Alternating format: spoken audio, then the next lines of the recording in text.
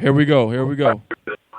I will be spending the next 3 to 4 years following my education and my athletic ability at the University of Miami. Put your King shades on, King fans.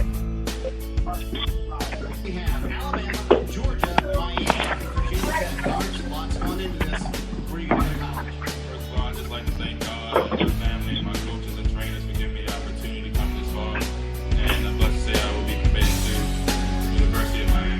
The University of Miami, I think that's a bit of a surprise for everyone. And they see a true freshman in Brad Kaya. They see what we building over here. For your services, Dion, who's it going to be? It was a hard decision, all along with great schools, but I think I got to put my city back on the map right now. Got the king shades on. But I want to thank all the coaches that recruited me from each school. But I think I'm going to take Hey, pretty good. He's going to go with Al Golden. Put your King shades on, King fans. Building a championship takes time, and there's a process to it, and we're in the midst, I think, of a very good process. And I surely hope the people in Miami calm their asses down and let. Hell yeah. University of Miami doing big things this year. Why not win, my home team in my city? I'm gonna remember this shit for years, man. For years. Woo! Kane Shades Radio signing day special. What's going on? Love the you here. Yo, it's your boy Jay. What's up, Kane Shades? What's up? What's up? This is Spriggs. I want you guys to get ready because, like I've said before, everybody thought that we were the black sheep of the radio shows, but I tell you what, after tonight, we are officially the dark horse that you will see from now on. Woo, big time show, big day. I mean, great signing class again. And let's start off the show like this. We have Tyree St. Louis, Hurricane commit, offensive line. This offensive line is going to be great. How you doing, Tyree? I'm good. How you guys doing? We're great. What's it like to be a Hurricane? It's an amazing feeling, yeah. I made the right decision in becoming a Miami Hurricane. I can't wait to get down there. So, I mean, you had the Hurricane fans. I mean, they all thought you were flipping to Florida. Was it really that close? Nah. Not quite exactly. It was, I committed to Miami way back in July, and it was a very strong show that day. I knew what I was getting up into, and pretty much with me looking at terms of how we did during the season, that didn't really quite matter. I felt at home with Miami. But I still had to stay from the other schools and still take my visits and still look around. So just in case anything terrible, I'm not expecting. I didn't expect anything bad in Miami to happen. But just in case anything else good, I still have a school to fall back on. So I say Florida was just I was just being able to take my visit and see if I did leave Miami, what would I land myself into, and it wasn't enough to make me flip. That's what's up. That's what's up. That's definitely what we like to hear, man. And this signing class with you and Milo out there in California looks like we got a whole bunch of young studs ready to protect Brad Kaya. What you think about that? Oh yeah, Brad's a great quarterback. This offensive line is going to come in and create history.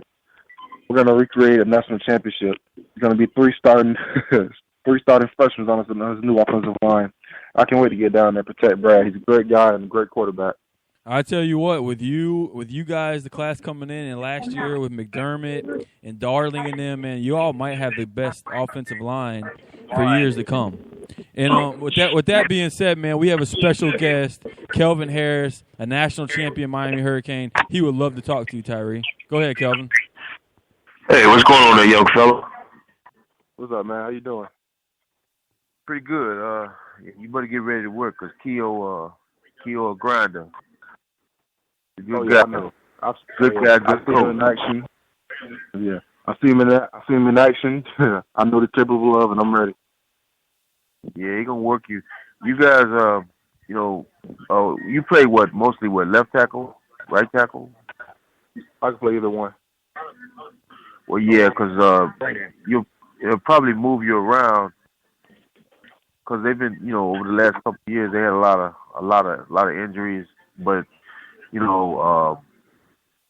one thing I tell you is, if you don't already know how to, you need to learn how to short snap and deep snap.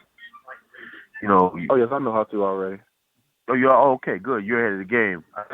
Honestly, man, I didn't learn how to do that till I was like a rookie, and that goes into the more you can do into the toolbox. But you'll probably move around, I guess, to all the four positions, the guards and the tackle. I don't see him maybe having you play any center, but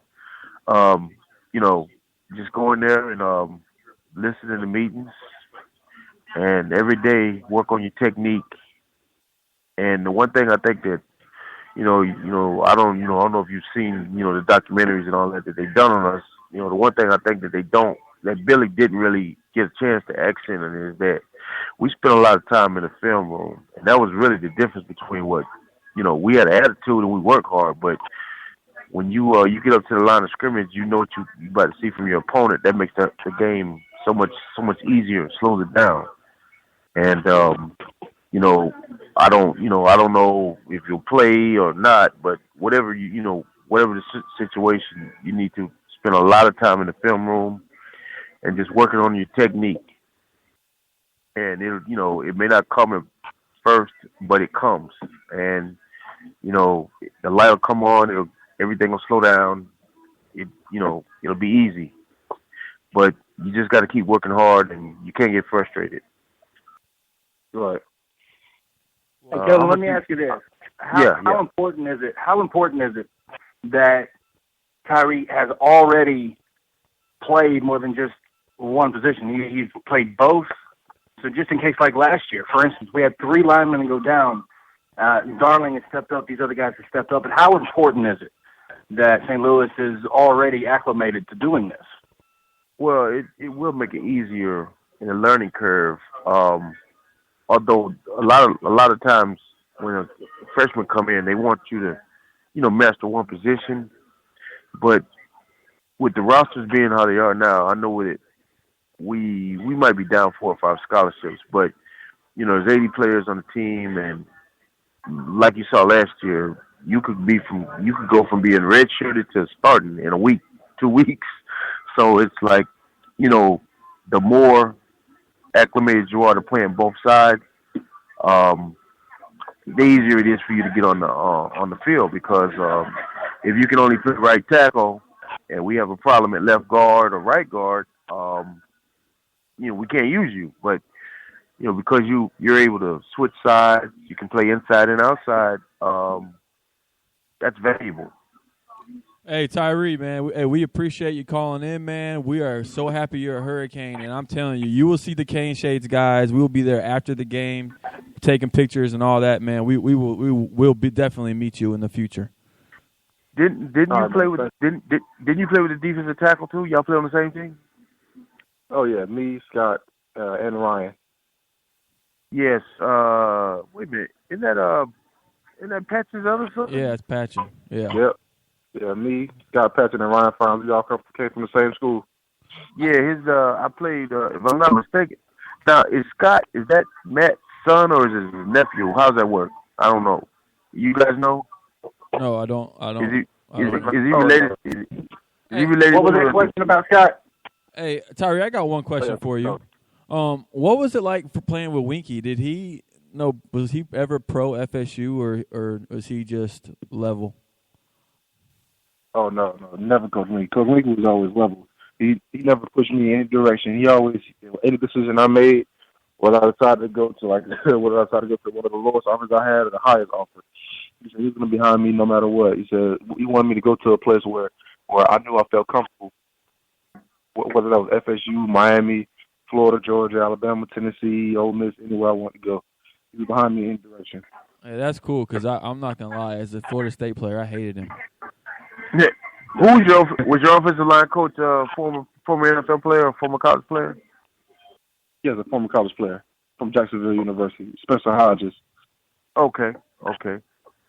Definitely. I mean, I know there's a lot of talent coming out there and where you played at, and everybody automatically thought just because of Winky it was going to be a Florida State pipeline, but I see a lot of players coming from Miami. Anybody else for maybe the next recruiting class that kind of has the same thing that want to follow you guys? I say some of my guys, a lot of my guys down there, they have like a lot of love for University of Miami, but they're still young, still have another year left, a lot of more offers to get, one more season to play, and we still have one more season in college. So where they go, who knows? But I'd love to have my entire squad with me down here in Miami.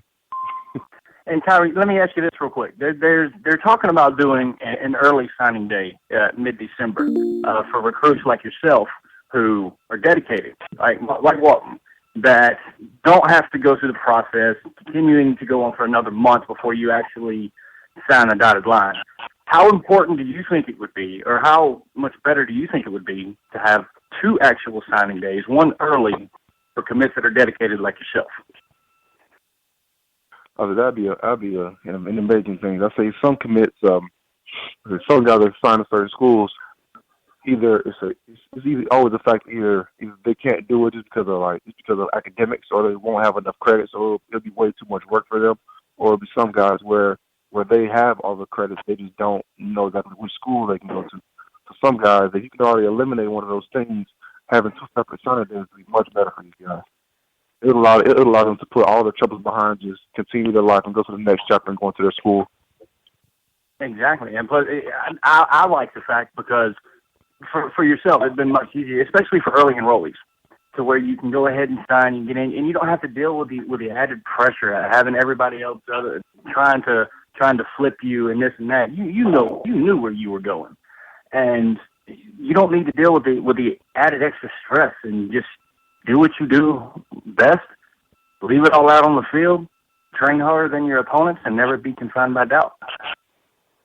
But Hey, but Tyree, man, thanks for the call, man. Thanks for calling in. This is a great day, man. We're happy to have you as a Hurricane. We'll be cheering you on, definitely.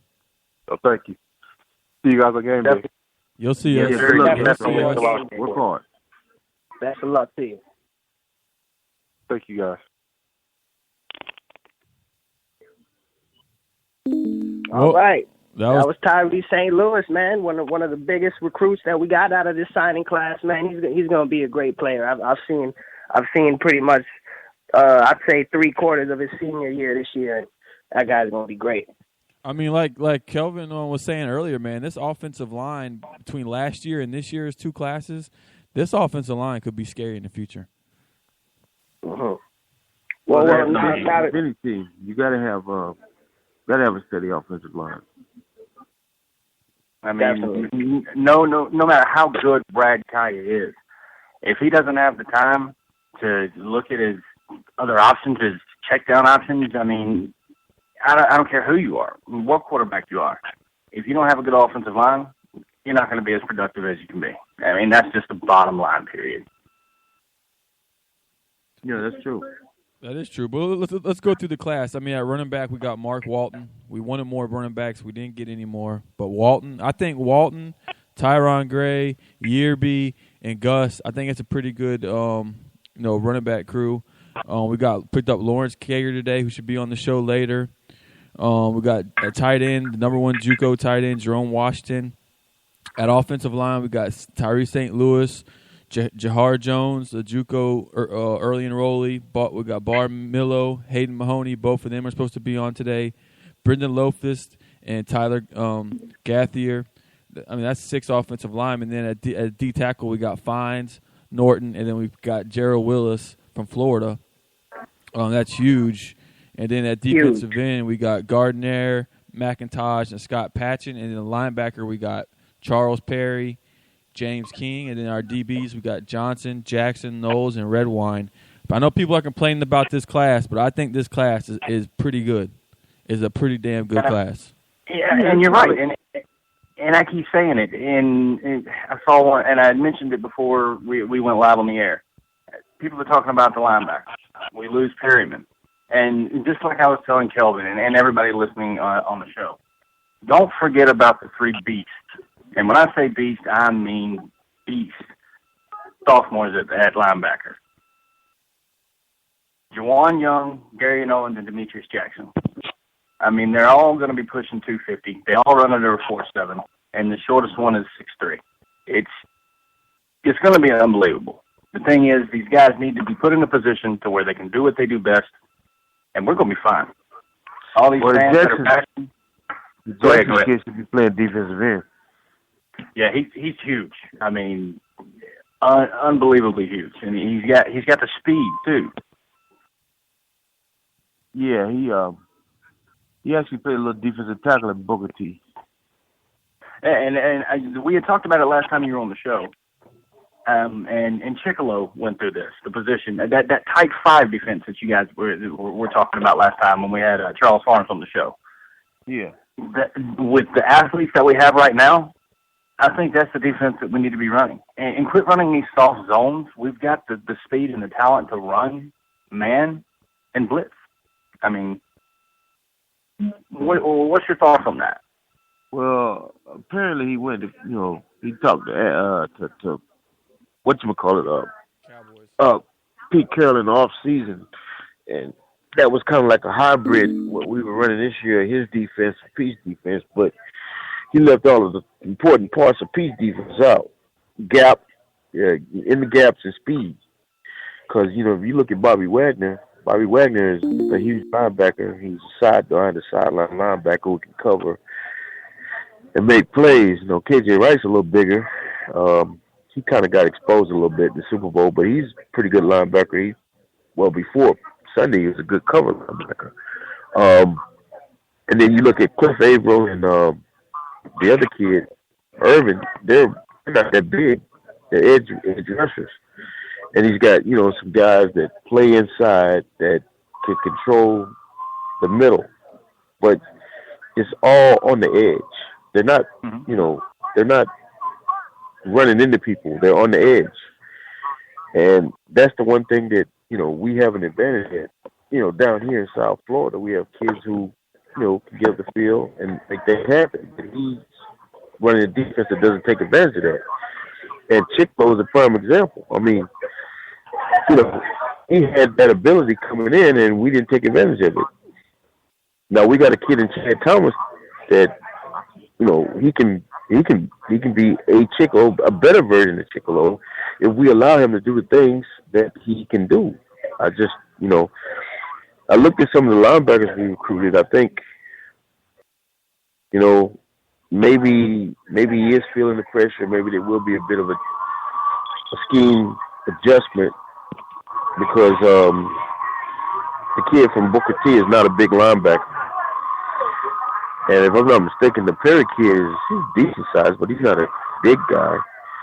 So, you throw in with that with Jermaine Grace and Kirby, you got some, good quick sideline to sideline guys, and then the young kid and the Owens kid are both big cover guys. So we got a little bit of both. And just the thing is, if I'm not mistaken, when you guys were in the locker room, there'd be times where JJ would be like, just go out, have fun, do what you do, and leave it on the field. I mean, he puts you in the position to let you guys do what you could do best. Am I correct by making that statement? Well, yeah, I mean, his defense was pretty simple, but it was about making plays. And, basically... Yeah, I know. I'm trying to Hey, real quick, we got a lot of background noise. Anybody got a television on, or?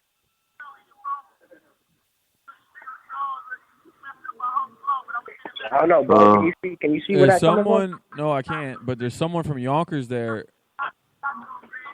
I don't know. Anybody on the call, man, you got to turn down your radio or something, man. You messing up the live feed in the background.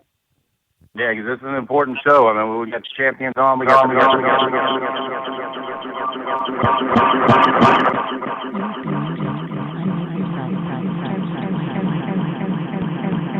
Y'all there? Hello? Somebody. Who's on the line, bro? You there? You hear me, Jay? Yo, yeah. Okay. Whoever that is right there is making the noise. And kick him out.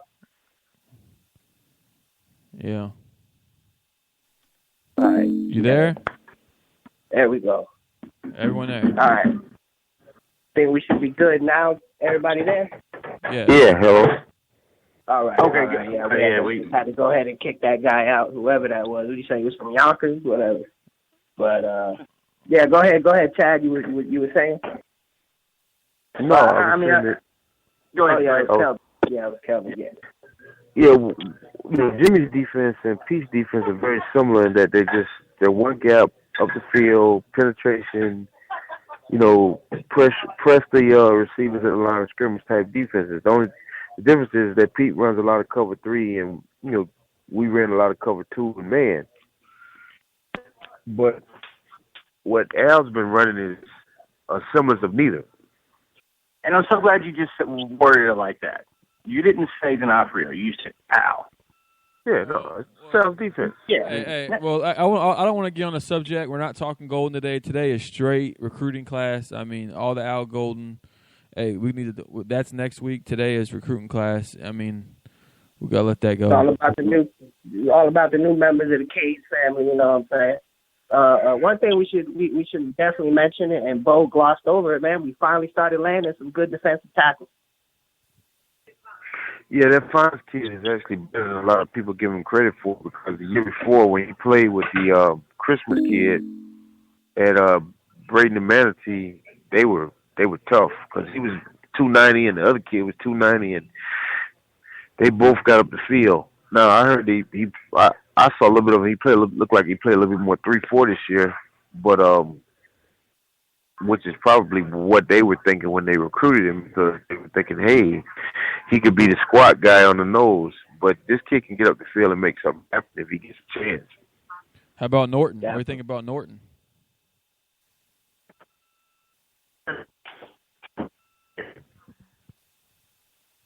He's a big kid. Uh-oh. Yeah, I don't know how mobile. Which, I see what they're trying to do. They're trying to get big guys to hold the gap, but we'll see. He's probably going to. I don't think he moves good enough. And the big defensive tackle that we got today, Willis, man, that shocked everybody. That came right there. It was about 4 or 5 o'clock. That was a late addition to this class. I didn't see that coming. I didn't see it coming, but when he first got kicked out, I started to ask her. I didn't want to. I sent her a message, but I didn't want to push you in, because personally, I didn't want to. It just didn't fit. What we're doing and what she wants him to do, but she had a good relationship with Jeffro, and to be honest with you, this is where she wanted him to go to begin with. But when they saw the kind of defense we were running, I think they both made a decision to go to Florida. Now, I don't know. He probably doesn't fit Florida's mentality. He probably fits in better here because he's got his teammate here in Spanish Dobard, so he already knows the lay of the land. So if he keeps his nose clean, I think he's going to start out at defensive end. All right, it's about defensive end. Yeah. It's 6:34. We now have Scott from State of the U on here. What's going on, Scott? How you doing? Oh, good. Hey, great day. It's recruiting. You got new Canes. So, what's your take on this class? Well, the guys that signed with us are true Hurricanes, and I'm glad that they're part of my university, and I'm glad that I can share the feeling with them being UM students. I think that it's a good class. It's not a great class, but it's a good class. It's got a lot of players that have the potential to be great. I'm happy with a lot of the signees that they had. I think that the staff closed at the end. They came in strong at the end. I'm not happy with the decommits. And when I look at a recruiting class, unfortunately, I look at who we didn't get as opposed to who we did get, because I think that. Who did we get? I'm sorry? I said, who didn't we get? Who didn't we get? Yeah. I'm very discouraged with the fact that we couldn't close our three running backs. That we lost Dexter Williams, Jordan Scarlett, and Jordan Conkright. I think that between the three of them, you had to close at least two of them. And it's disappointing that you didn't, and it's even more disappointing that we lost in Florida. Florida's coaching staff has been in place for a month, and they had a better class than we did. Well, I seen a comment from his stepmama and his mama. She was, I'm just going to be honest with you, I'm going to keep baby. So, you know, whether he came or not, I wouldn't, it was whatever. That was the one we needed to get. The Dexter Williams kid, I thought would have been a great.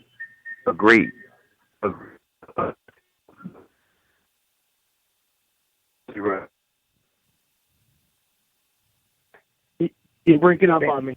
Yeah, I think we lost him. He lost connection. But all right. But Scott, what? I mean, overall, I mean, I know a lot of fans aren't happy with this class, but I'm pretty happy with it. I know it's not the numbers we want. I know we wanted more running backs. I know we wanted a couple more receivers. I'm happy with the last 2 years together. I'm happy with these classes. It's like I said, it's not a bad class. It's a good class, but when you're at the University of Miami, you shouldn't have good classes. You should have great classes. You should be top 5. This should be where everybody wants to go to school. We're a great institution of higher learning. We have a great athletic program, and a storied tradition. Players should want to come here. Those that signed with us today, God bless them. I wish all of them the very best of luck, and I'm proud to call them fellow Canes. Those that didn't sign with us, that were recruited by us, you know, I wish them luck. But, you know, I'd like to see us stick it to them. I mean, that's just the way I am. You know, I'm a true fan. I've been around 30 years. You know, it's like I said last year when Javante Valentine went to LSU. I'd like to see Brad Kaya run a quarterback sneak right up his ass and score the game-winning touchdown in the Sugar Bowl for a national championship. You know, Scarlett, I like Scarlett. I covered him this year. I thought he was a good back. I think he's a good kid. I think he went to Florida because his girlfriend goes to Florida. Well, Scott, I'm going to be honest with you. I'm going to say this again. I've been watching this kid since the 9th grade. Ryan Collins, one of my good friends, was one of his coaches when he was in the 9th, 10th grade. Chad Wilson. Now, Chad's a little impartial because, you know, his son went to school with him. Them kids at U School, they don't have the same dog as them kids at Central and Booker T. Oh, and I think he's going to be a good player, but he wasn't going to be that year being Walton. And if Williams would have came, he wouldn't have played. He would have ended up being a DB.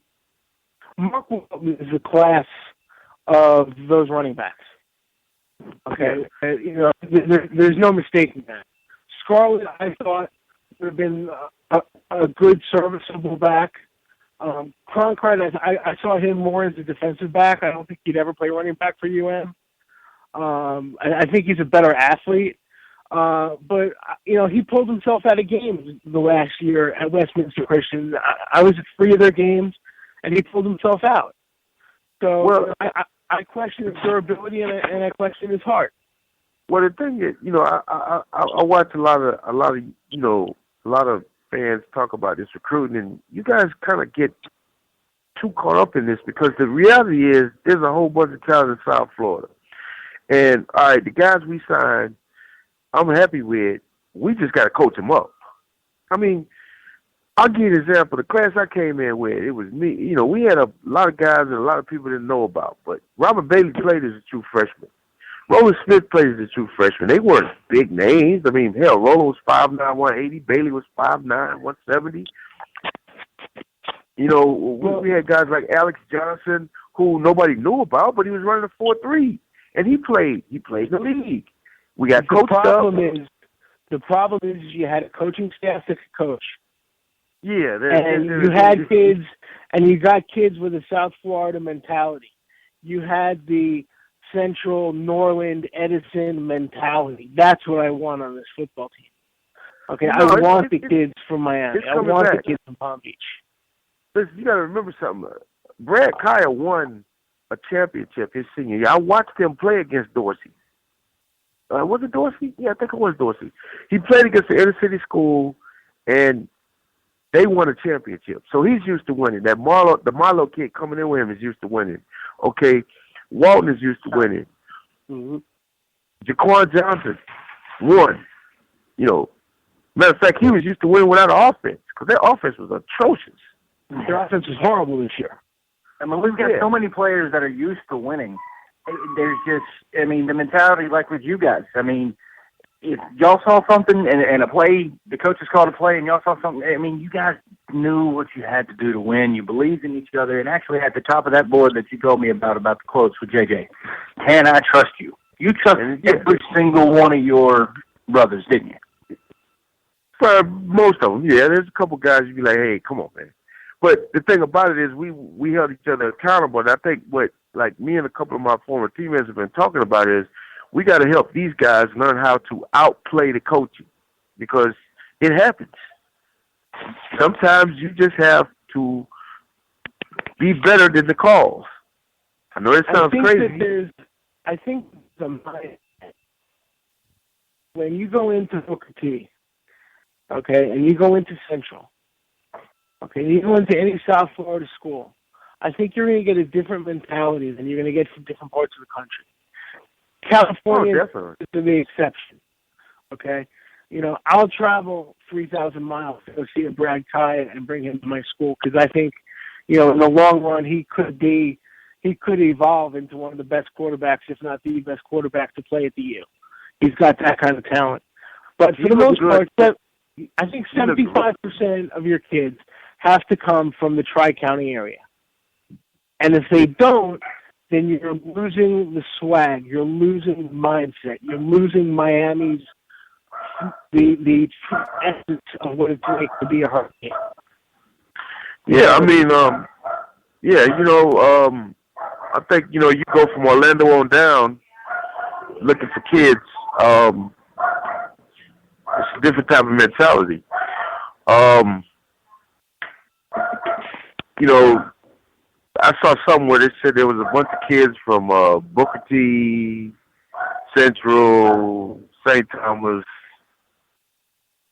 and only like one or two of them signed with us. What we get? There were 30 kids signed out of those 5 or 6 programs, and we didn't get any of them. When you look at Central, not Booker T, but you're looking like Central, St. Thomas, Flanagan. You know, some of your teams that won state titles.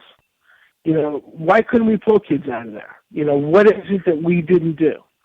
Well, I'm glad that they got the linebacker out of Booker T because, in my opinion, you can never have so many kids from Booker T.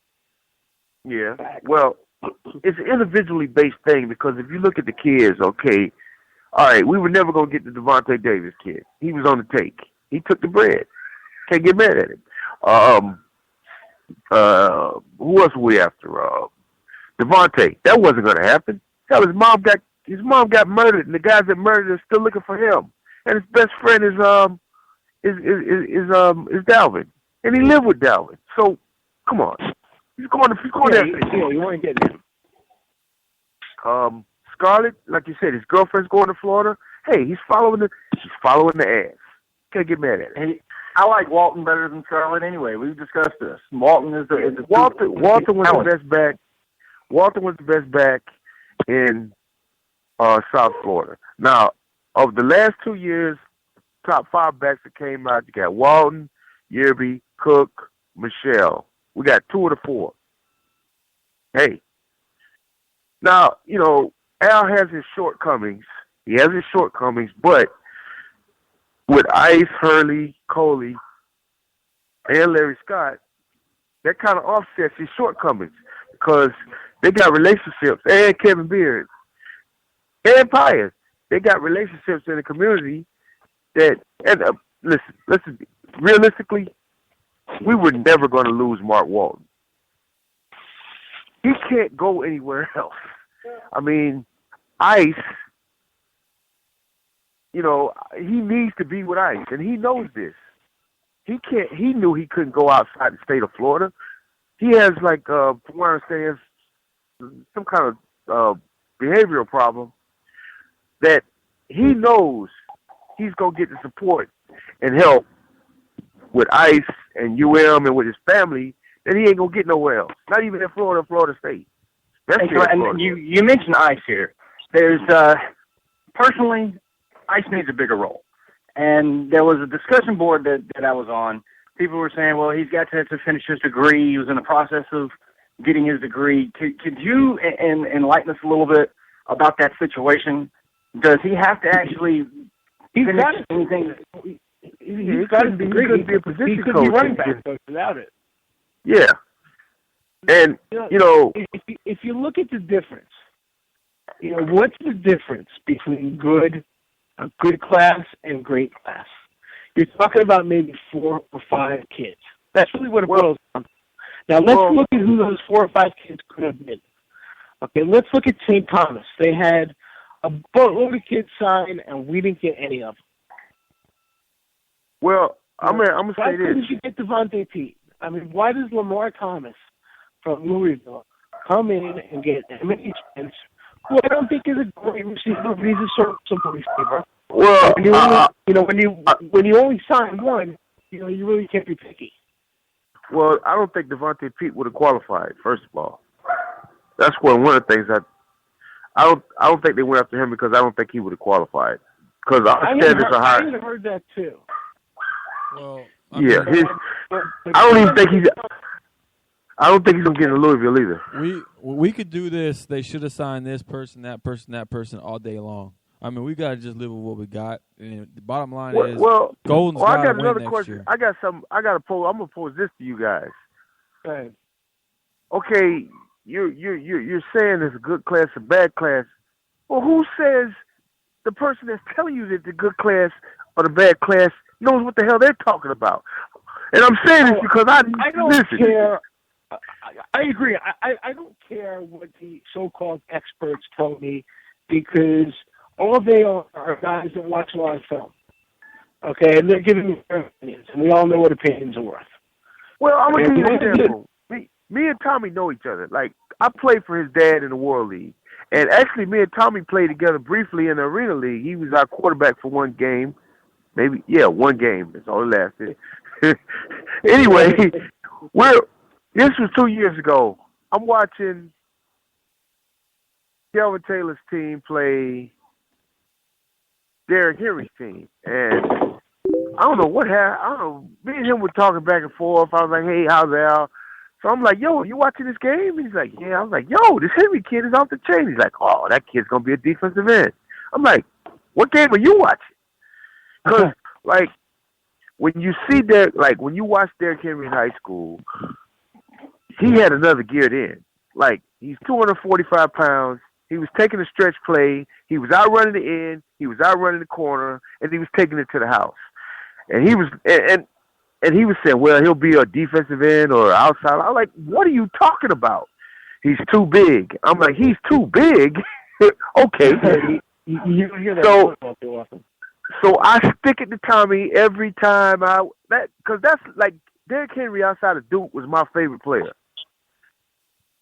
And I stick it to I send him a message every time Alabama plays. Like, yeah, that's a hell of a defensive end right there playing running back. Because that shows you the evaluation. And just like I remember Booker T played the team in Georgia, and they had Lorenzo Carter, and he was ranked so much higher than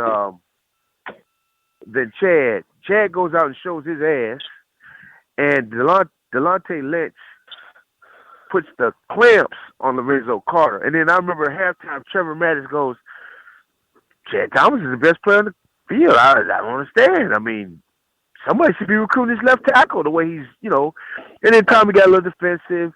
But the reality is, too many coaches are relying on Newberg and Tommy to recruit their classes instead of going and doing what Jimmy and Pete Carroll used to do, watch fucking film and figure it out yourself. And then if you a coach, if you should know this South Florida area like the back of your hand. You know the gyms. And I mean, I understand why, people are getting upset at certain guys, not being recruited. Like the red wine kid, it's obvious he wanted to go to the University of Miami because they treated him like a stepchild, and he still signed, which was a good thing because I thought he was a pretty good player. That's part of the problem. Part of the problem is they're treating a lot of these kids like stepchildren. Yeah, they are. And it's rubbing off on other players on that school's team. When they sewed up Johnson, they also should have sewn up a red wine. They should have come as a package. Yeah. Well, the one thing I'll say that UM has never really done, I don't care under any coach, is package deals, which is why we didn't get Dexter Williams because, hey man, he wanted to play with his teammate, but I guess after everybody basically told him that his friend was a little too small and a little too slow, he came to the reality that I got to do what's best for me. I agree. I think that they originally passed on too many kids, and then when they had kids that commit, they forgot about them.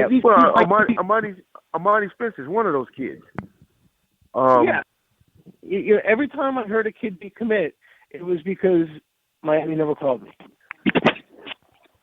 Yeah, they horrible.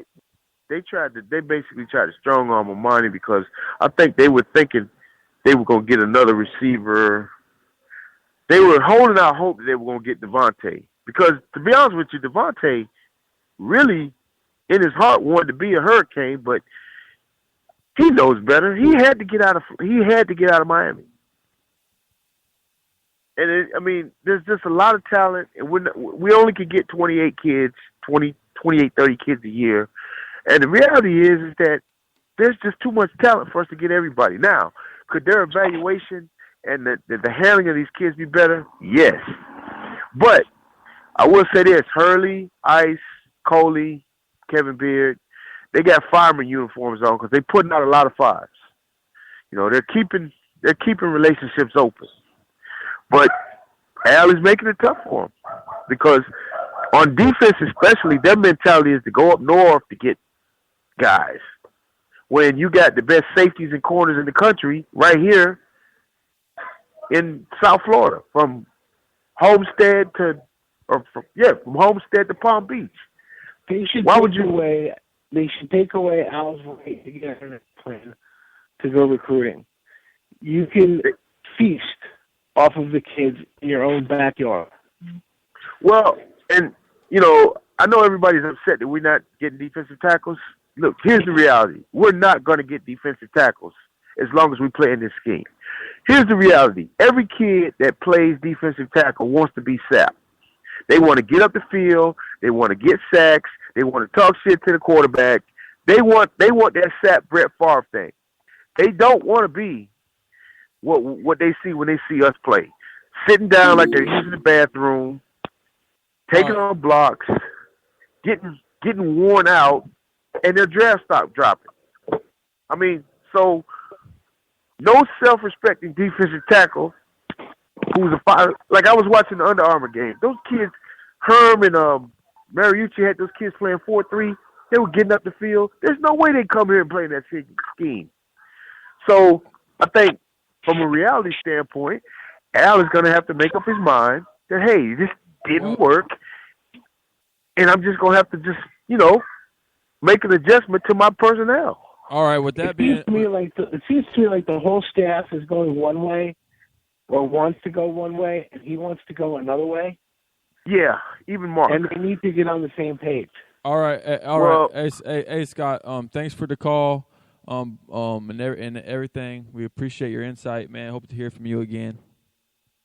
All right, guys, take care. Yep. Hey, All with right, that sir. being said, got my man Canes Freak on here. What are you going on, Canes Freak? What are you thinking about today? What up? What's going on, bro, man? What's going on? Nothing, signing day. What do you think? I see. Hey, man. Hey, we there, man. We there. We just need the personnel to step up now, man.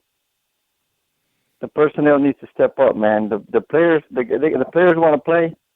The new recruits want to play. The thing is, the personnel, coaching staff needs to do something, man, because these guys, either they're 2-star, 3-star, 4-star, 5-star, no matter what, they want to play, man. You know, they come to the U to play, get some respect. And the thing is the good players are gone. You can't do nothing about it, man. They don't want to play for the youth. There's nothing wrong with that. So what's going on? Are you going to Canes Fest? That next time we're going to see you? Oh man, shoot! I'll probably be over there in 2 weeks from now, man, just to check out the atmosphere, man. Because there's a lot of damn Kane wannabes, man. With the seating chart, this bull that they're doing right now, man, it's pissing a lot of people off. Yeah. So what's going on with the seat thing? I mean, are you moving your seats? What's going on with that? Oh, I don't even mind my seats, man, because you see, I get to roam the whole stadium with no questions asked, man. You know what I'm saying? It's like luxury seats for me. That's my man, Canes Freak, man. Hey, but Canes Freak, man, man, we just signing day. We're trying to have a nice, show for these new commits. And man, thanks. I understand, man. They true Cane fans, dog. Like I said, man, they live and breathe Miami. You know, they'll play the game to the fullest. You know, I've seen it. Trust me, I've seen it. We had St. Louis on earlier, man, and he already said it, man. They going out there for that national title. I'm telling you, see what I'm saying? If you want to play, you got heart. Hey, this is the place to be. If you don't, go to Ohio State. You go to Ohio State, go to Alabama, or even go to Florida. They ain't gonna hurt us. Exactly. They could go to all those top schools they want because we don't play them. The only school that hurts us is Florida State, and I ain't even that mad at that. I ain't even mad. That's chump change now, man, because they know we got their number, man. That's why these players that are playing for Miami, they change boat and go to Florida State because they know down where the atmosphere is at, you know? Right.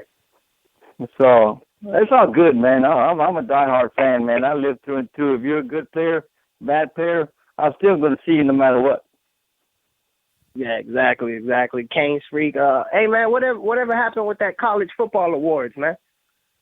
They haven't announced it yet, man. It's coming up. It's coming up in March 2nd or 3rd. It's coming up March 2nd or 3rd, man, to see what the deal is on that one. Definitely. And everybody out there listening, I know we told y'all before, but we're going to tell y'all again. Canes Freak is up for the National Fan Award for college football, and y'all need to go out there and support them, give them the votes. Hey, I appreciate it, man. And whenever I need a helping hand with these new recruits, new fans that want to be or whatever, hit me up, man. I'll be more than happy to give you a call, a shout out. All right, Canes Freak, I want to personally introduce myself. We haven't actually had a chance to personally meet. My name is Chad Spriggs, marketing director for State of the U, executive producer for Cane Shades, and also one of the main chefs on Sports City Chef. Pleased to meet you, sir. Pleased to meet you. You as well, and I look forward to speaking with you and going over some things with you here in the near future. Anytime. These guys know where they can contact me or you shoot me an email. It's real easy. #1canefreak@yahoo.com. We'll definitely hook y'all up. We see Canes Freak every game we're at, man. So definitely look forward to seeing you out there. Anytime, bro. Y'all take care, and it's a Canes thing. You know what I'm saying? It's all day, man. We'll see you at Canes Fest, man. Yeah, hit me up. Take care, bro. God bless y'all. No problem, man. Be safe, bud. All right, we just got another caller. This is Cane Shades Radio. Hello? Cane Shades Radio, you on? Hello. How are you guys doing today? Hey, what's going on? This is Andrew Forelli. I write for Canes Warning. Just thought I'd join you guys, talk a little about this class and some of my thoughts on it. Okay, That's Andrew, what's up. What you want to talk about, man? What's your take on this class? just now they were mentioning Tyree St. Louis and his attitude, talking about how they're coming in to win national championships. And that's something that I've really noticed with a lot of these kids. Just the mentality that they have is different from past years. Talking to him, Lawrence Cager especially, he seems to be one that's really driven to be successful and to bring others along with him. You see all the stuff with him recruiting other people and everything. And then when Bama came after him late, I actually asked him, what's up with that? Are you listening to them? And he said no. He told Saban and Kiffin not even to bother to visit. That's Really? just something that has really stuck out to me. Is just the attitude that these players have had in this class compared to past years. Definitely. I've definitely seen an attitude change. It's like last year we saw it with Brad Kaya and Chad Thomas, and it's like this class we got a whole bunch of Brad Kayas and Chad Thomases. Exactly. Brad and Chad have really taken over their, they're holding team-only meetings and stuff like that. And then, with some of these guys that have signed today and then also the ones that came in, like Jaquan Johnson, he's, all throughout high school, that's what he's been known for. It's not just his ability on the field, but what a leader he is off the field and on the field. And I want to say this real quick. The last two callers we've had, Scott Solomon and now Andrew, these two guys have two of the best columns in South Florida. All right. If you guys are not following them, you need to. All right. Hold on real fast. Here is the man. The Hurricanes fans love him. Here he is, our new wide receiver, Lawrence Cager. What's up, man? What's up? He's one of our new recruiting coordinators. How's it feel to be a Hurricane, man? Oh, man, it feels great to finally, sign that joint and, be a part of the family. What's your expectation going into next year? Really just make an impact as a freshman, bring to the team what the team needs in me and, help us win first step ACC championship and second step probably building to the national title. You're the second guy to come on. St. Louis came on first. He talked about national title. Now you're talking about national title. Man, you're making us put our cane shades back on, man. Shit. But man, what's going on, man? How excited are you to be a Cane? Like, is this the place when did you know exactly this was where you wanted to be? Oh, man, I'm pumped because, I just think this is the best place to, just fit my personality, my swag, and, and just really just psyched to be in Miami, with a great quarterback, Heisman Trophy candidate next year, Brad Kaya. And, really just getting the love from all the fans from Twitter, not really no hate tweets and nothing. It's just stay classy fans, and I just love that. And now joining, it feels like I'm just not fans anymore. We're all family. And you said family. You now are a part of a family that you will be able to take with you to the grave. And and we have someone on the line that's going to speak with you here in just a moment that probably going to light a little bit more of a fire under you because, you said we're going to have a Heisman candidate next year. And I'm putting it out there. Kaya will be a Heisman candidate next year. Yeah. And you guys I'm going to put it this way. Leave it all out on the field. Do the best you can. Train harder than your opponents. And push yourself to the limit and then go farther. Yeah. You guys have a chance here. Definitely, and like Chad just said, man, we got Kelvin Harris on the line, former Hurricane, former national championship winning Hurricane. Anything you want to say to Cager? Yeah, we got a long history of great wide receivers, and it's time to have another number one draft pick. What number you want to wear? I wanna wear either 1 or number 18. Oh, that 1-8. 18. Go 18. No one's ever wore 18. That's my number, that 1-8. But I tell you what, when you took that picture throwing up to you wearing that stick, man, that was a beautiful thing. Yes, sir. Well, the thing I say is, like I told the Tyree kid earlier, is that they've done the 2 documentaries and a lot of stuff on us, and they talked about different aspects of what made us good. But the one thing I think that, like I told him, hasn't been accented enough is how much time we spend in the film room. I remember my first year, my redshirt freshman year. Coach Johnson used to make, the scout team defense, watch film with the offense big game week. And I remember Mike Irvin and Brian Blaze and Brett Perriman were sitting in there, and they were like looking at all the DBs, and they're like, "Oh yeah, there it is right there." And we were like, what are they talking about? Oh, he got on the neck roll. And then the offensive coordinator's like, yeah, we're going at him. And then they just switched the whole film session to watching his back pedal, watching how he twisted his hip, made it, moved his hips. They're like, oh man, he's stiff in the hips. So they switched the whole game plan around off of watching this guy's movements. And it's like, you got to pick up stuff like that, and it's going to come from you and Kaya and the other receivers getting together outside of the 20 hours and watching extra film. Right.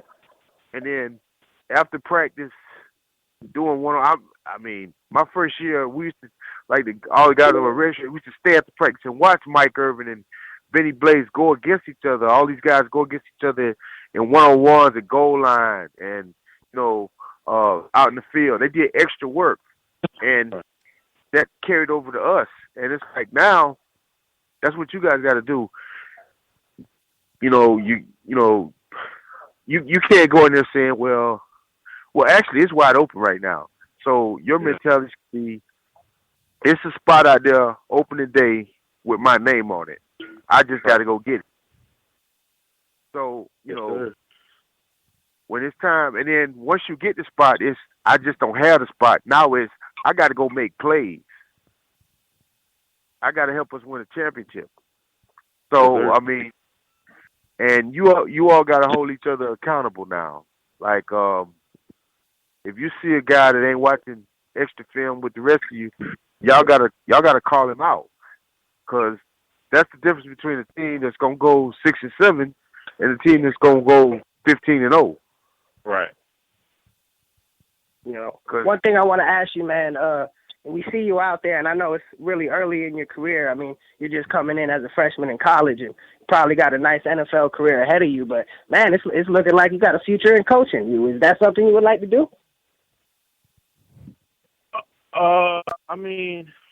Maybe just branch off of that. Really, I just want to go into, some type of business, coming in there with a business school and financing, major in financing. I already got that planned out. So really just coming out there in business, take some branches. But definitely coaching.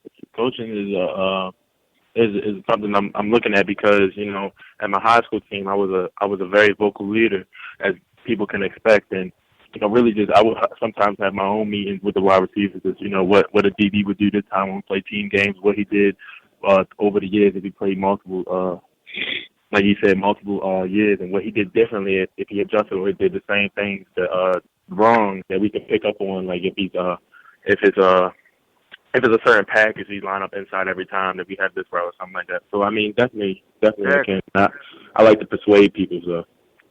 And I also.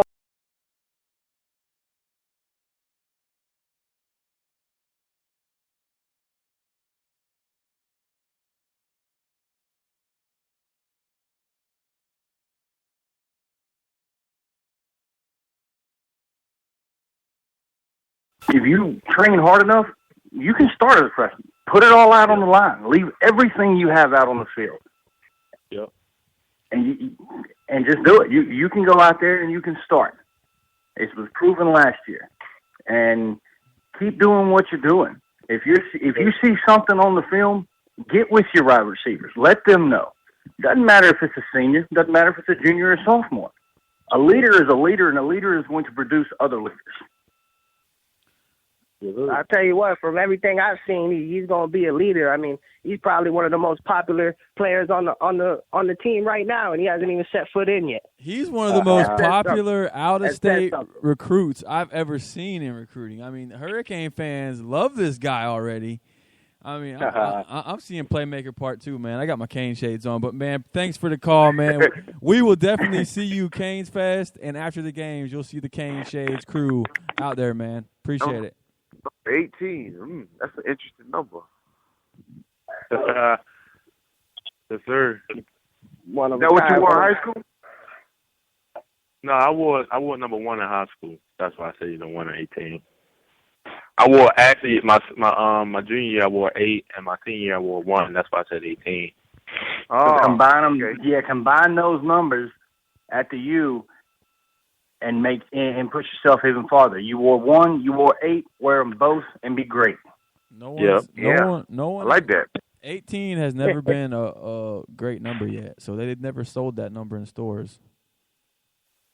No, the only guy I remember wearing that was Alan Hearns was one. Matter of fact, since y'all said that, I'm gonna call after we get up. I'm gonna call Coach Gold and tell him, man, just write me down for 18. If you get 18, That's what I like to hear. Hey, you get 18, and I'm gonna order the 18 online, so Cane Shades will have 18 on too.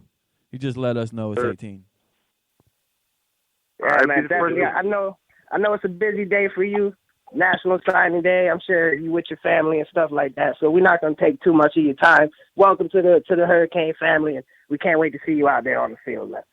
Oh, okay, thank you. I can't wait to grind and get this show on the road. Thank you for calling in, Lawrence, brother. It's been great.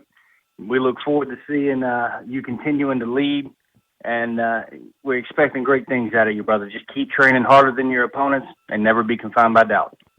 Yes, sir. No doubt. Thank you. Yes, sir.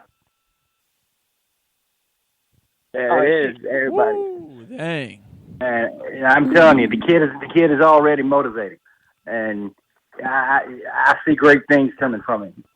St. Louis, Kager, they got me pumped up, man. They talk about championships. I mean, it's getting me pumped up. Well, they're used to winning, and that's what I'm saying. It's like, they go out there and they compete against each other hard. Then they take it to the next level when they get on the field against the opponent. But I heard the same thing when Shannon was here, and we had all them Northwestern guys coming in. They just came off national championship, and a lot of them guys didn't have no good work ethic. The only one that came in and really had the work ethic was Spence and Harris. That was pretty much it out of that big group. Well, part of the problem with that was you had the entire community around them guys patting them on the back. And from what I understand, Randy really didn't want to take all them kids, but he really didn't have a choice. So, all right, because I mean, I could understand why Randy wouldn't want to take all them kids because he saw what was going to come. He saw all the people in the neighborhood patting them on the back, telling them how good they were, and then on top of that, there was a sense of entitlement because they were coming in as the golden class, and Forston never lived up to his potential. Well, and he's probably kicking himself now because this time last year he was a part of the Patriots. Yeah. And if he'd have done some work in the off season, he'd be sporting the ring right now. Yeah. Hey, Andrew, I'm sorry to cut you off, man. I just saw that he called in, man. I'm so sorry about that. But I mean, what else do you have to say about the recruiting class? Oh, well, I mean, I know we've talked about some of the more vocal leaders so far with St. Louis, Cager, some of the ones that people have really taken a liking to. But I really like Richard McIntosh. I think he's not a lot of people are talking about him, but he was really, really dominant his senior year. His junior year, he was 6'5", only about 240 because he was focused a lot on basketball. And then he added a good 25, 30 pounds of muscle going into his senior year, and he was just one of the better defensive tackles I saw, or defensive tackles I saw in South Florida this year. So I think he can definitely, now that his focus is on, he's going to be in the college weight training program and everything, I think he can really be a big impact player from this class. All right, sorry to break you one more time, but here we are, Hurricane commit, Hayden Mahoney. What's going on, Hayden? Hey, what's going on? How you doing? Hey, man, we're excited for you guys, man. That offensive line that they have coming in, man, I think y'all have some special players coming in with you. Yeah, we got some great players. I'm with Bar Milo down here in Texas. It's International Bowl. It's going well so far. And I know everybody else is excited for this class. So we're excited to have you, for real. I mean, honestly, this is a great opportunity for you guys, and I thank you for calling in and taking the time with us today. Yeah, no problem at all. No problem at all. So Yeah, hey, man. So what's it like? What's it like being the new Hurricane? It's awesome. Ever since I committed, I've been wanting to sign. Day couldn't come sooner. I know I've been talking to guys throughout this process, and they couldn't wait either. Now I've been talking to guys throughout the day. Everybody wants to get down there already. Talking to Scott. He's saying it's awesome so far. So yeah, it's going. We're just ready to get there in May, when everybody else comes. So Well, we're homie, really let me excited. ask you this real quick. Yeah, you talked about Scott. How's his? Have you heard him talk with him about his knee? How's his knee holding up? I haven't talked to him too much about his knee. I think obviously Miami's one of the best rehab centers, with all the trainers and stuff. So they're I mean, definitely look at getting what just back happened right. with Williams, tearing his ACL and getting back so fast. There's a great medical staff down there. Yeah, exactly. Yeah, he's gonna be good. He's in great hands down there right now. So he's gonna be great. I haven't talked to him too much about it. We've just been talking about how great it is, to get for everyone to get there and for our class to come in, how excited we are about this class right now. And one other question real quick, and I asked this earlier to Tyreek.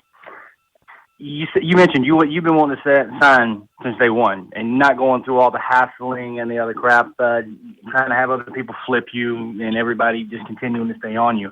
How important do you think an early signing day would be? Because it's in talks right now of having a mid-December signing day along with the signing day in February. How important do you think that would be to have that early signing day? I don't think I think a lot of kids would prefer it after the season, so they can figure out what schools are doing well, what schools how the coach does with adversity, how everything plays into effect. So I think a lot of kids want it after the season, but you never really know. Their kids have different opinions. I personally like it in December, because then I can see, I can go to games, I can before I even sign. So that's why I like it in February. So what's it like playing with your former teammate in these All-Star games? What's that? What's it like playing with a teammate that's good? I mean, what am I saying? Former, with a future teammate in the All-Star games in Bar Milo. Oh, it's awesome. Yeah, we're actually rooming together right now. Creating that bond again like we were in the summer, and it's great. We become good friends, and we're gonna be better teammates when we get there, and we're good teammates now. So yeah, it's awesome. It's great to have that connection already, and we're just excited. We're both excited. We've been talking about it all day. Hey, when you all play for the USA team, right? Yeah, the USA under-19 team. Who do you all play? Like, what countries do you guys play? We play one game Saturday versus Canada at like 1:30. Oh, what channel? You know what channel is going to be on? ESPN 3. Oh, okay. It'll be on ESPN 3. And so this will be pretty big. So it's going to be awesome. It's been a good experience. A lot of kids down here going to great places. Kids are going to Oregon, Indiana, Wisconsin, Penn State, all this stuff. So it's great. Great competition and great guys. So what's your expectations going into next year? My expectation is to win, compete. I'm going in looking I'm going in to compete and, compete for a starting job right away. But, also I realize, it's a big step up to the next level. If they redshirt me, they redshirt me. But, I'm a contribute team anyway. I know how, and I know other guys like that as well. Well, with that being said, we have a future. I'm getting all messed up. We have a former Hurricane national champion, Kelvin Harris, who would like to speak to you. Hey, how's it going, Hayden? Hey, man, how's it going? Pretty good, man. Yeah, your position coach is going to work you pretty hard. Yeah, man, I know. Coach Keel's awesome now. He knows what he's doing. He's a good guy. He's intense, but he cares about the players and gonna put you in a position to succeed. Just like I told Tyree and Kate. I know you guys are on a 20-hour limit with the coaches, but the reality is you gotta take that and stretch it out yourself, and do extra work because that's how you win championships. Maybe staying after practice working on technique, maybe doing some extra one-on-ones against D linemen, but more importantly, watching a lot of film. Yeah, definitely. Yeah, definitely. I'm really excited. Yeah, not just of yourself, but of the other team or practice. And then now it's even easier for you guys because you got the laptops so you can pull it out at any time and watch it. Yeah, exactly. Exactly. And yeah. Well, what were you saying? that's going to be the biggest difference for you right now is the mental aspect, because you're gonna get a lot of plays thrown at you, and with Kai being in his second year in this offense, he'll probably have more freedom to do a lot more audibly. So you got to have a bigger grasp of the playbook, but just let it come when it comes. It'll happen. Just go out and work hard every day and compete. Yeah, man, I really appreciate that. Yeah, man, definitely. You know, we there. had yeah, go ahead. I'm sorry to interrupt you. No problem at all. Yeah, I mean, I'm just saying I'm really excited to get there. I know what you mean. Signing the workout, you got to put in the 20 hours. You know, you got to put in that extra work. And that's what we all said. I'm talking other commits. We're competing for ACC national titles, and that's our goal. We're building it back up, and, we're ready to go. And that means doing extra one-on-ones, extra sprints. That's what we're going to do. We're going to push each other to the end. So I think that's what we're going to do, and that would be great. You get me fired up. You get me fired up, man. Because we just had Tyree St. Louis on here. We had Cager on here, and we didn't have to ask them. They both brought it up themselves, like you did. Y'all are on here trying to win a national championship. It seems like this recruiting class has a way different mentality than past. Yeah, I'm loving it. I mean, the motivation is there. And just like I told them, I mean, don't be confined by anybody's doubt. The fans, nothing. You do what you know what is right, which is everything you're saying. You keep training, you push yourself, and you can go in there. And it was proven last year, just like I mentioned earlier to the other guys. Go in there and train harder. You could start this year. You mentioned if you redshirt, you redshirt. That's fine. That's only going to make you better. But you guys just keep pushing hard. And we brought you on here to show you that we've got your back. We're behind you 150%. You will feel our support globally. I really appreciate that. Yeah, I mean, I really appreciate that. I know the other commits are feeling the same. It's not just me. I mean, I'm in this group chat with a couple of guys right now, and they're all saying that, like you said, we had to say it ourselves, national titles. We're ready to go, ready to work. Signing day's out of the way, now the real work starts. So, yeah, I mean, we're just ready to get there.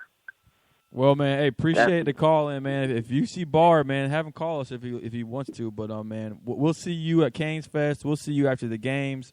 You will see Cane Shades Radio Crew around. I appreciate it, man, always. Definitely, man, definitely. Wish you the best of luck. All right, man, thank you. Thanks for having me on. Thanks for calling in, brother. Yep, that's it. You guys had mentioned Scott Patch himself. I know he had been running a while back, and now this past week was the first time he had really started cutting a lot on that knee. Who's that? Okay, yeah, Patch. That's who they talk about, Patching. Andrew, is Matt his father? Who? Matt Patch. Matt Patch, yeah. Yeah, okay, so that's Scott's father, yeah. Yeah, so they've got a.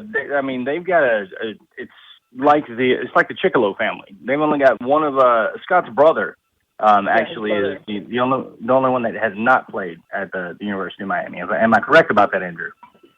Yes, but he wanted to come to UM. He just he felt he wasn't heavily recruited by them, so he actually went and played at UF.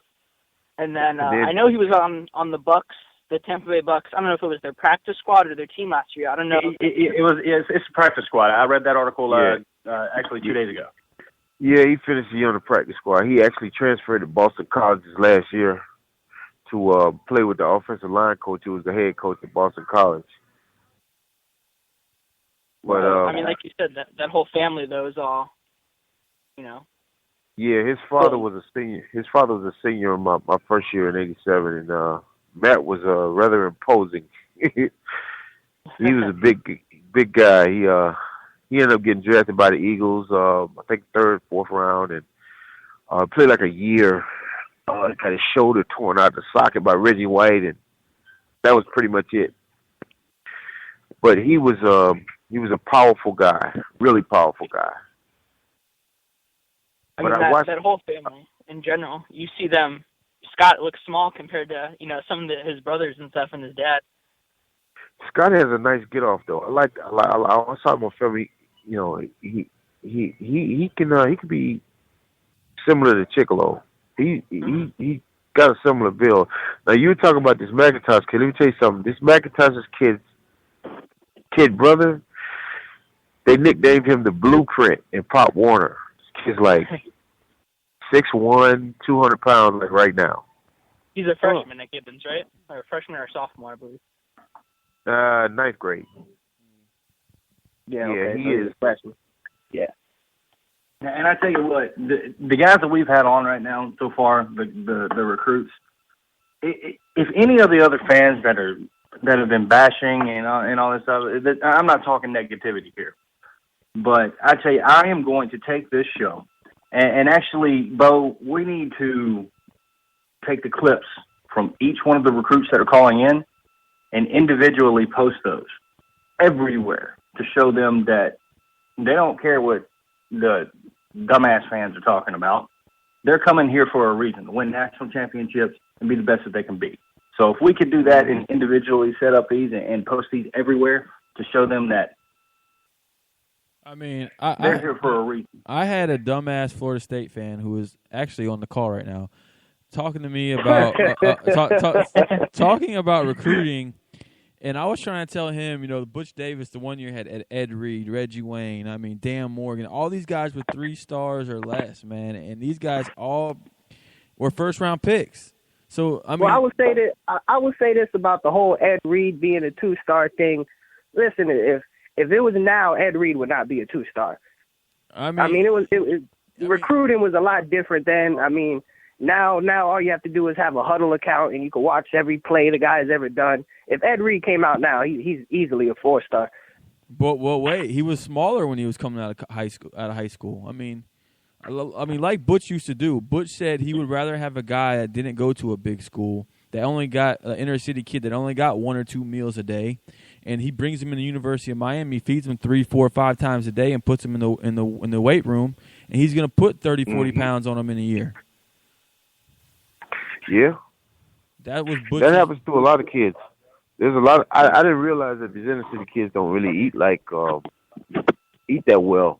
You know, talking to a couple of my friends this year, their teams, they had to buy breakfast for the kids, and kids lost weight during the season. So you know, Butch is right. When you get to the training table, you know, they're forcing you to eat breakfast, you eat lunch, you eat dinner, then you get a snack, and then you go into the weight room 4 times a week. You know, you can't help but get bigger and faster and stronger. And I tell you, Swayze is doing a hell of a job. I don't care what anybody says. He is. I mean, well, he put he's damn done a near good job. pounds on Young in his first year. Well, he's done a good job as a conditioning guy, and they brought Coach Roll back to kind of, you know, specifically look, you know, take over the Olympic lifts, because that's what like when he was our strength coach. When Coach Anderson came in, he was into Olympic lifts. Yeah, and y'all are doing more clean and jerks and power movements, and then you're also working your short switch muscles. Yeah, he was big into the power cleans, clean and jerks. We even did some snatches. You know, but the two of them together is a good combination, because you know, Swayze is a good speed guy, great speed guy, and I think that'll help Yerby out this year because you know, he was coming off an ankle injury, and I don't think, you know, to be honest, he probably was playing around 75-80%. I think, you know, because it takes you know, I don't think he was fully healed. I think this year, if he doesn't get hurt, you're going to see an extra gear come, and he's going to pick up some weight. His quickness is already there, and then you combine him and Walton together, that's going to be a lethal combination. And then I think the Edwards kid is you know, he's stepped up. So we look at running back. Hey, Florida State, come on! I'll give you your opportunity. Say what you got to say. Yeah. What's up, y'all? How y'all doing today on this? This is a good day on National Signing Day. Yeah, it's a great day, and it's a great day on this show right now as well. Have you been listening to our recruits coming in? Oh yes, I have. First of all, let me. This is the only respect that I'm going to give. Mr. Kelvin Harris, I must give you a little bit of respect, sir. because that national championship team that you were on was nasty. I'll give you that 100%. I would have loved that team to go up against the '93 team with Derek Brooks, Charlie Ward, Ward Dunn, Devin Bush. I would have loved for y'all to go up against each other and see who would have won that. But we already know. We already know. They lost the game. Yeah, we lost the game to Notre Dame. Yes, we did. It was BS because we were coming back or whatever, and we had a wide open receivers that Charlie Ward missed. But we're not gonna go into that. But you went into it. Like I said, I'm getting respect.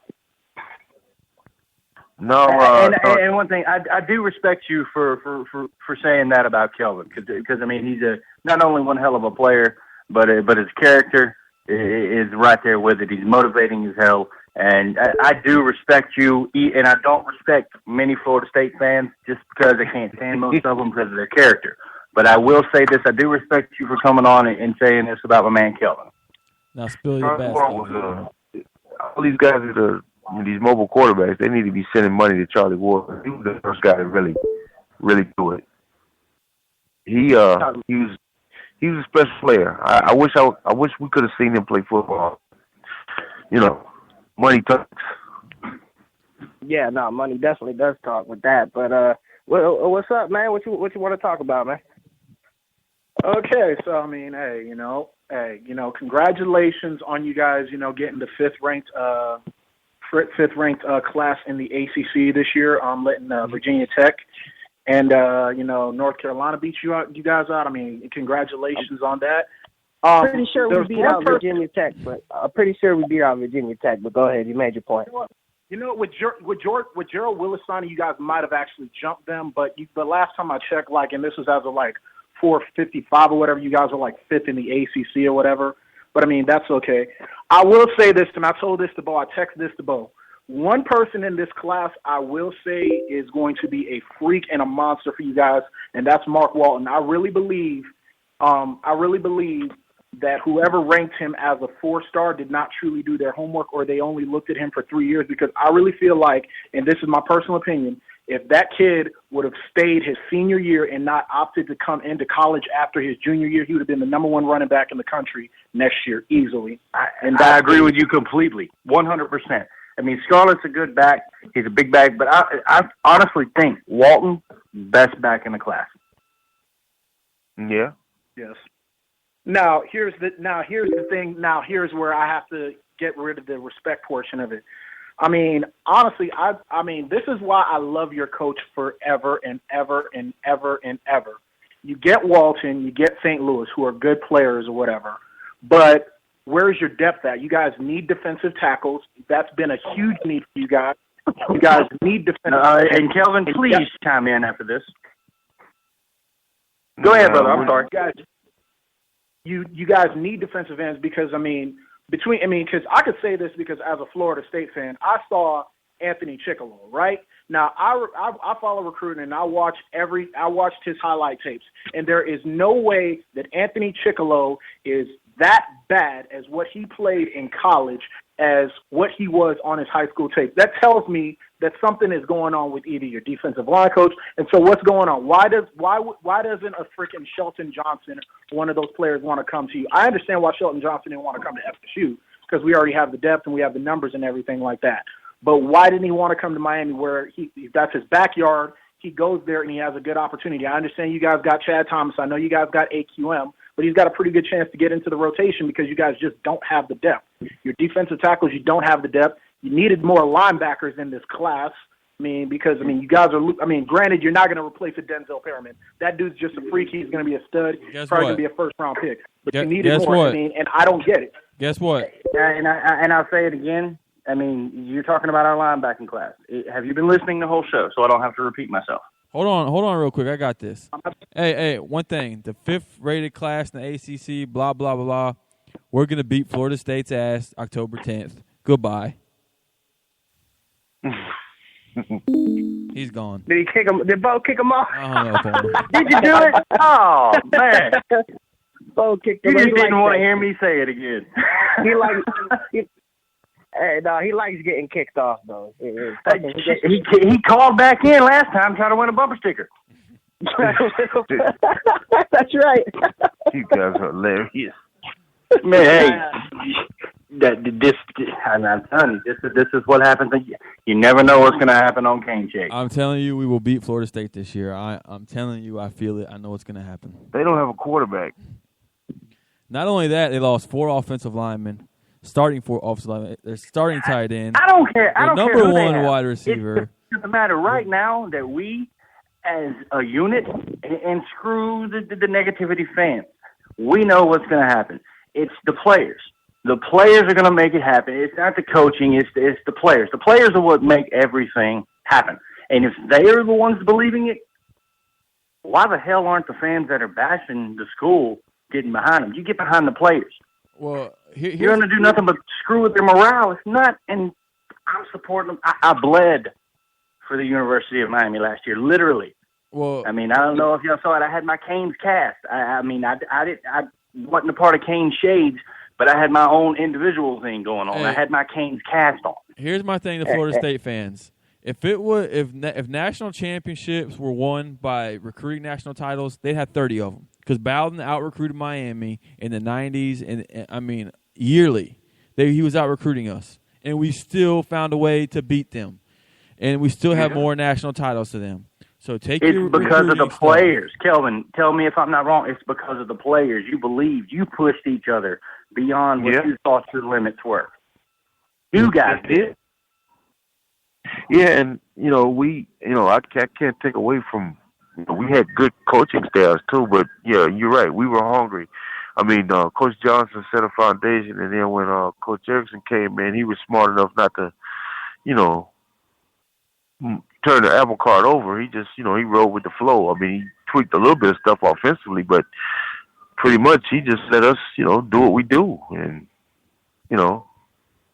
that I think these kids now, we got enough kids that have been around that have tasted a little bit of success and have, they've been stung by the failures, that they can be leaders, and I think they want it. And I just think that, the coaching staff is smart enough, they'll just kind of take a step back and let the players, run this ship. Well, I tell you, they better be smart enough, because if not, they won't get a chance to do it next year. Thank you for saying it. It's just do or die. It's do or die. And to be honest with you, I like do or die because... Anybody got that? Yeah, y'all got that Twister song? Can you run that one real quick? To do or die. I mean, this is, let me see here. Andrew, you still on the line? Yeah, I'm still here. And one of the things I want to go, I personally had Andrew call in a little early. I know we were supposed to have him on at 7:30, but as far as, what's writing and columns, like I said earlier, we've had 2 of the best on the show. Thank you. I commend you for what you're doing, Andrew. You bring information that most people don't really want to get into. You go into depth with your articles. I've been following you for a while, and that's why I contacted you and I wanted you on. But I appreciate that. But I mean, and I'm serious. If you guys aren't following Andrew, you need to. And kid, you bring the information that people need. More people need to know about you, just like Scott Solomon. I'm marketing Scott. I want to do the same thing for you. I want to get you out there as much as possible, and Scott, and get you guys on with the past champions, like Kelvin, like Charles, like Alonzo. There's big things happening. Mm-hmm. Thank you. I appreciate that a lot. It means a lot to hear that from others. Well, it's not only that. We not only have to keep the players motivated, but we got to keep the people that are supporting the U motivated. And with my verbiage, with my words, if I don't like what someone's doing, I can tear you down with my verbiage, tell you why I'm doing it, and then pick you back up to make sure you're doing it right. Mm-hmm. Hey, and I learned that from my mentor. Hey, Andrew, who do you write for? What, like a website? Do you have any kind of thing? Yes. Canes Warning is the current site that I'm with right now.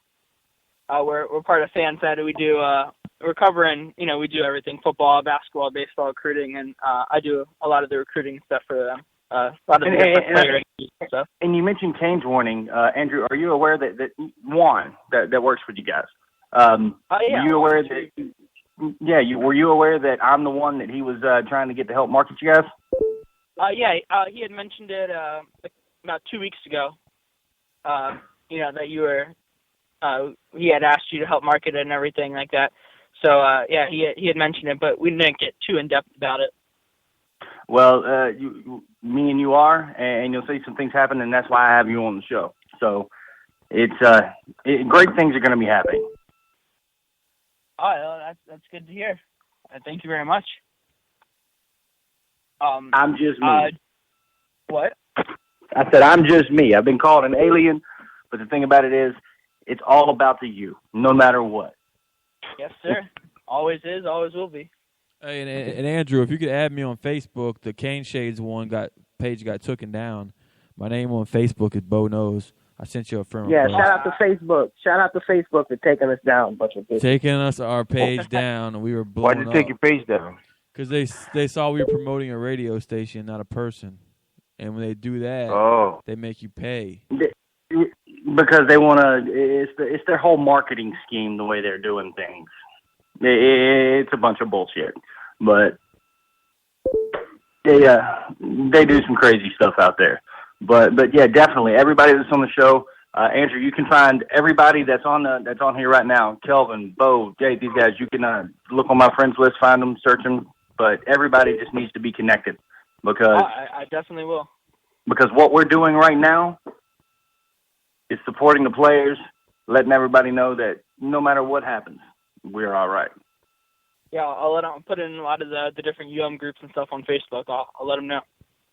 Definitely. Appreciate it. Spread the word. We appreciate that. And just the thing about it is we've got the support from the past players. Kelvin coming on. Charles Farms would be here. He's got something he has going on right now that is hugely important that could impact a lot of things right now, especially the gas prices. But there's connections to be made. There's word. The word can be spread so much easier when we guys are working together, and that's the thing. We work together. We support the team. And Angela Means will be coming on again here really soon with some great news. I can't talk about it right now because I'm going to let her do that. But the support is there. The support is there 110%. And and I've said it before. You either stand with us or against us. Well, tell me Angela found a way to sell out fucking Bethune-Cookman. Actually, there's some things in the process of working that it possibly could happen. It possibly could. I'm being dead honest by saying that. And actually, and I'll tell you this right now, this is all I can say. Blake James is behind it and supporting it and working with it. All right, that's what I like to hear. I tell you, man, she gets a good turnout for Bethune-Cookman. I said it last show. She need to go ahead and open up her own church. She got some followers right there. Preach, Felicia, and I'm behind her. I'm supporting her 110%, 120. I'm giving it my all because she is going above and beyond. And Jackie Tucker, Walter's mom, they are going above and beyond in supporting these guys and doing things that other parents of other schools probably could not do because they believe. You don't hope. Hope is like shit. Other cuss words. You have faith. You believe. There's no hope. It's faith, and you believe in it. I mean, I believe, but I don't believe we can sell out Bethune-Cookman. If we got the whole lower bowl, I would be happy. The whole lower bowl. That will happen. Okay. That will happen. I tell you what. If I go to Bethune-Cookman and I see the whole lower bowl filled, oh man. All right. I'm gonna say my thing right here. You said my most hated word, if, and if Grandma had huevos, none of us would be here. Yeah. When the lower bowl. Definitely. No, but it's definitely a whole new energy around this team. Definitely from from the past, since Golden's been here. This is probably the most positive I've seen the energy around this program. And it's not because after of Golden. having, even after having the worst season that we've had in a long time, the energy and the mentality I'm hearing from these new recruits, it's crazy. Well, it's because they believe. They know we have a foundation in Kaya. Our offensive line is going to be there. Everybody's worried about the defense. Damn, we're going to be fine. As long as we screw a 3-4, we need to be running the type 5, or Kelvin, chime in here, please. Well, type 5 was kind of like what we ran when we played, Notre Dame option teams. But for the most part, we was a basic 4-3.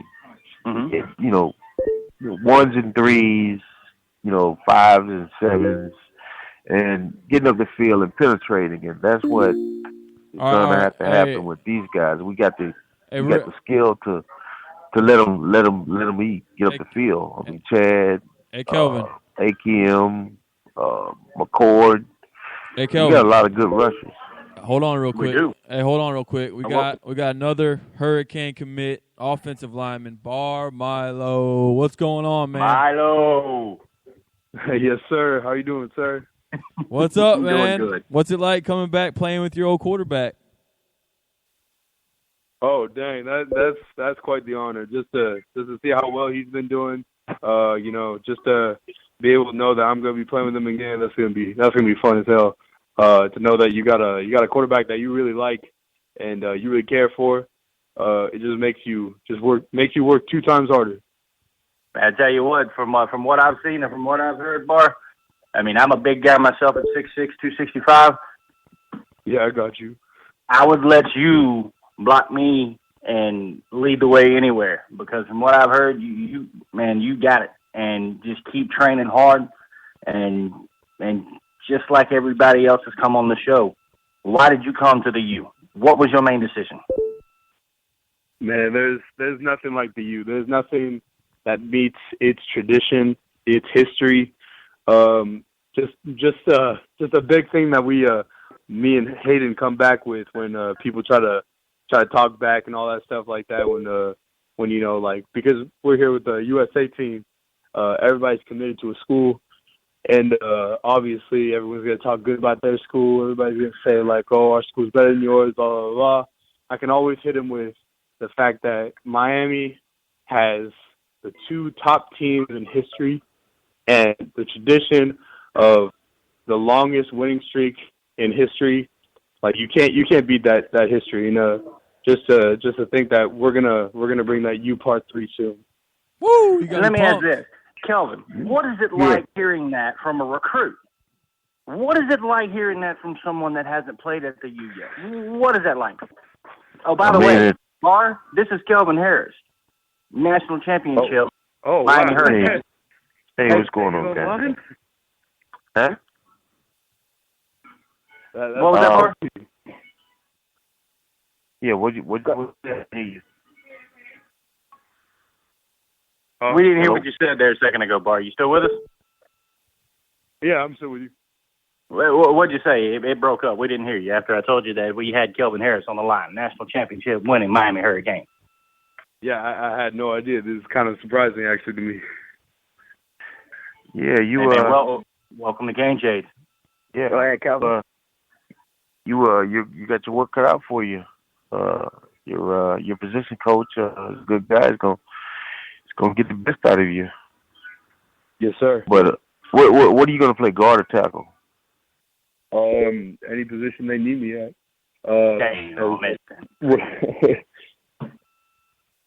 Okay, I like that. Well, like I told Tyree and I told Cager, and Mahoney. Yeah, I forgot about him. You not only gotta work hard within the 20 hours that you're allotted with the coaches, but when you're away from the coaches, watching film, a lot of film, and working on your technique on your own, going above and beyond that is what takes you to the next level. And it could be frustrating at first because they're going to throw a lot of stuff at you, especially now that Brad is in his second year. But just keep working hard every day and keep competing and holding yourself and everybody else accountable. And at the end of the day, you should be 15-0. I mean, yes, sir. So, you guys are all coming in May, right? Or was it June?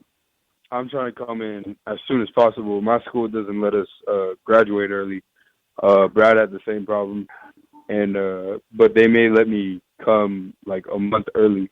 So if I can, I'm definitely trying to get there as soon as possible. Yeah, because you guys get out of school later. Yeah, Brad didn't get in till later, but he had that playbook long before he got there.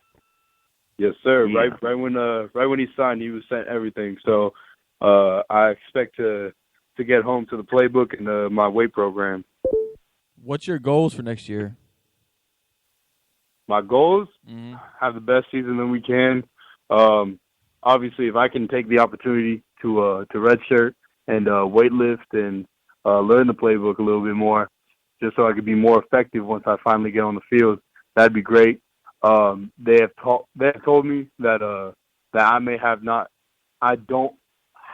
not have the opportunity to redshirt, and if that's what the team needs for me, so be it. I'm just looking out to get those wins. So whatever they decide for me, I know that it's in their best interest to have a winning program, and then their interest is in me. So I know that the coaches are going to do the best thing for us in a whole. Do you know what the common ground has been for every recruit that's come on the show tonight so far? But with everybody, I'm seeing selflessness, not selfish, selflessness. It's a team effort. You're here for the you. That's what is so motivating to me. You new guys coming in being selfless. You're not, there's no I in team. Now, you can find the me, the ME, but it's not about that. It's about the team. That's a good one. How much do you weigh right now? Right now, I lost a bunch of weight so I can try to gain that back with muscle. Because I realized that my game is 2 times better when I'm more quick and quicker on my feet and just to get off that stance real quick. So I'm at like 270, 275. I want to come in at least at 285. Okay, yeah. The best thing is to put the weight on, naturally and the right way instead of, trying to get bulky quick. Once you get to the being a quick 315. Before he leaves college, I could see 315 and still having the agility and the quick twitch. That probably could happen in his second year. What are you, about 6'4", 6'5"? I'm 6'6". Oh, you're 6'6". Oh. Yeah, he's my size right now, and as young as you are, yeah, I see 315. I definitely. Well, actually, if he comes in at like 280, 285 by the time the season starts, he could get up to 300 because, he starts eating the meals.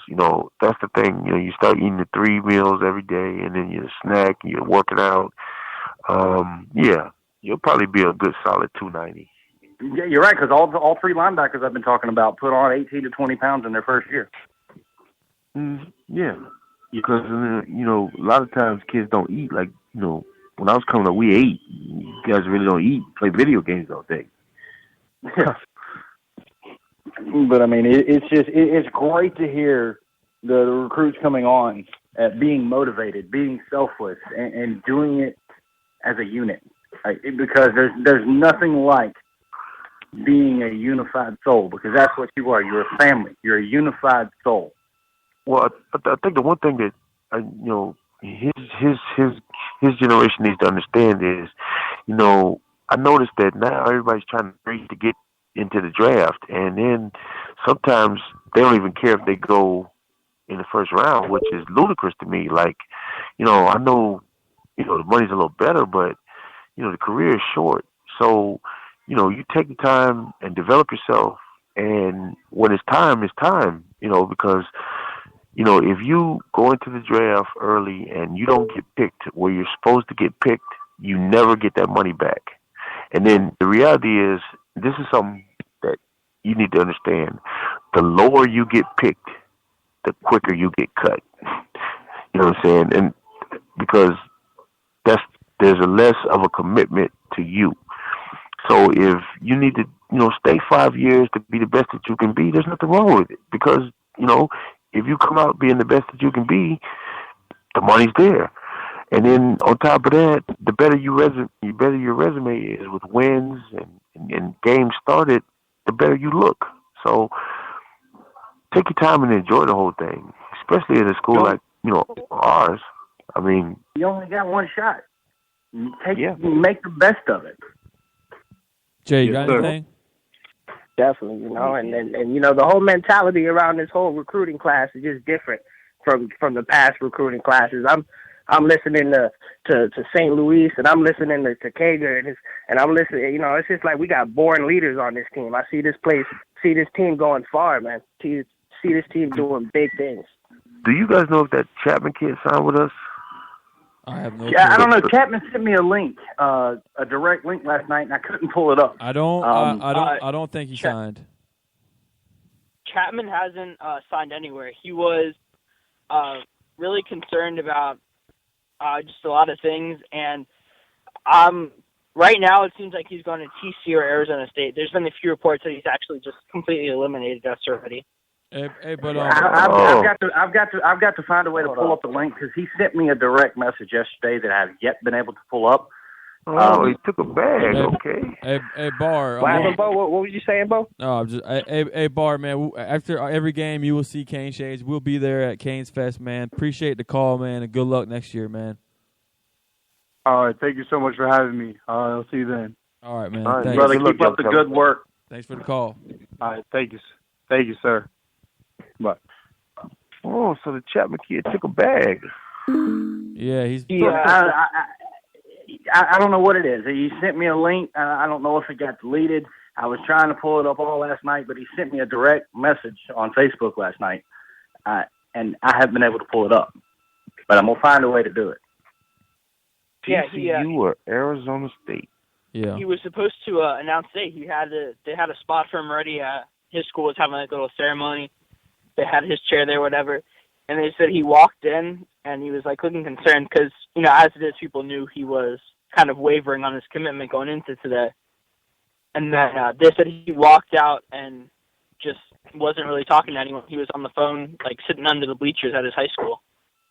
And then some of the local reporters there were saying that he pretty much eliminated Miami. Okay. But it's a weird situation. It is a weird situation, but I tell you, Chapman's great.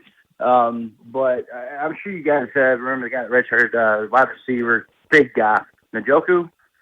Yeah. I believe I pronounced his name correct. He's going to be productive. I mean, he's a beast. I mean, he's big in size. And talking about the wide receivers, when we get Walton, we've got Yearby, we've got Gus, and we talked about this last time. We got Gray as well.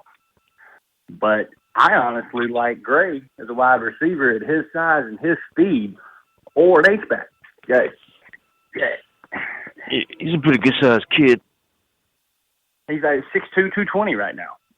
Yeah.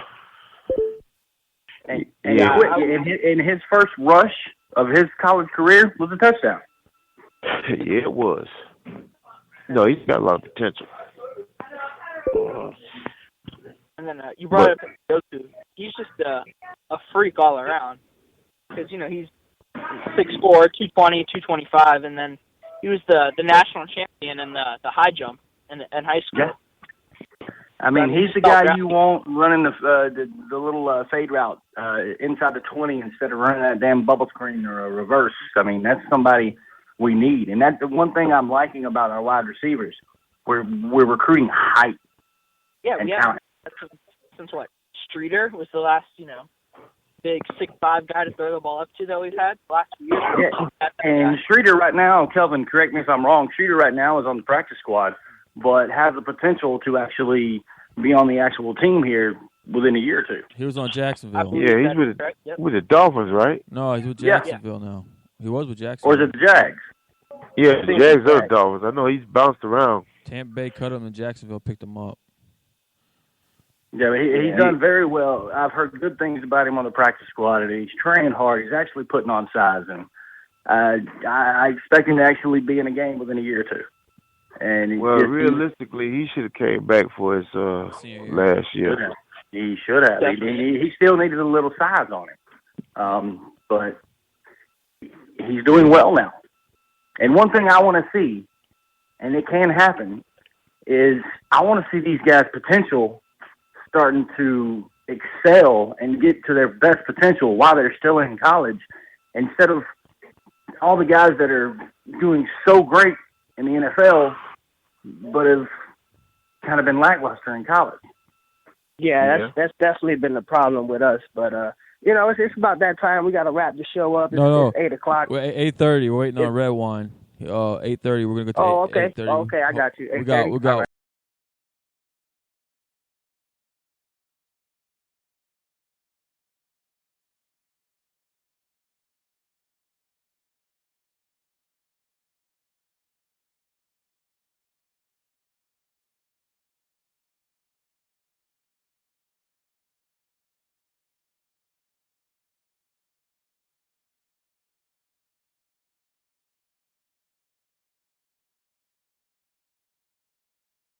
I mean, he's a beast. He's somebody that I've been interested in and been in contact with.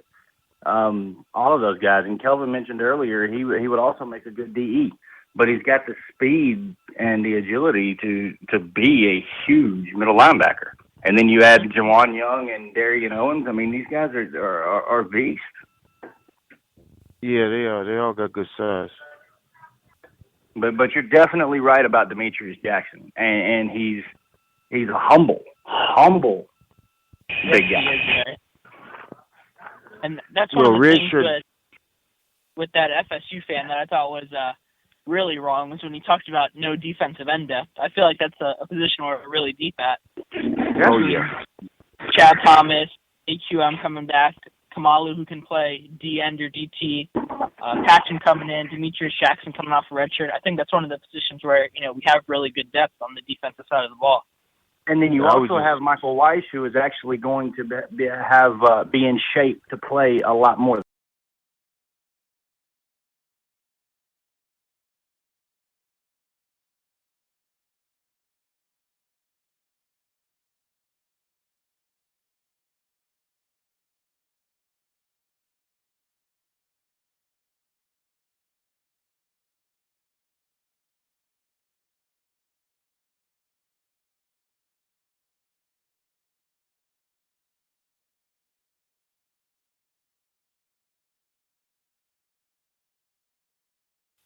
So I mean, the team's not working. And I asked you last time on the show, what is the definition of insanity?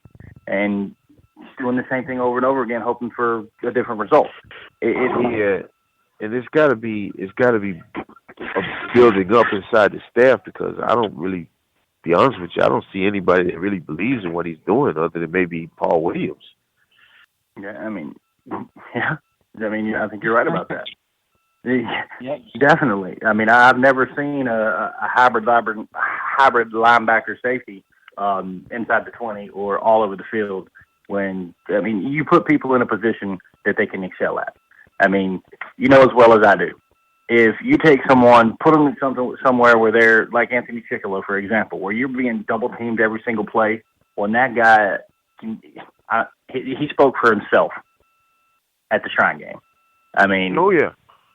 Put players in a position that they can excel at and let them do what they do best. And the thing is, that's good. Exactly. Go ahead. I mean, that's my whole problem with Al Golden and his scheme, man. I said it from day one. At the end of the day, when you got these linemen just taking on blockers, you're costing these guys money, man. Yeah, and that's why it's been tougher to get any, decent D lineman, because why would you come here? And to be honest with you, the fact that Gerald Willis is coming here, that means that there's got to be some type of something, right? Because I mean, just to be honest with you, from talking with April, that was the main reason why she didn't want him to go to Alabama, because he was not an outside linebacker, and that's what they wanted. So she, and he doesn't want to play outside linebacker, or he wants to be a defensive end. So, you know, I'm assuming from the fact that we recruited this King kid and the Perry kid are both quick linebackers. Maybe it is gonna be a change. I mean, either change or become unemployed. Exactly. I mean that's the bottom line, and we've got the potential. And you mentioned this earlier. Miami ran the same defense for damn near 20 years until Golden State. Over 20 years.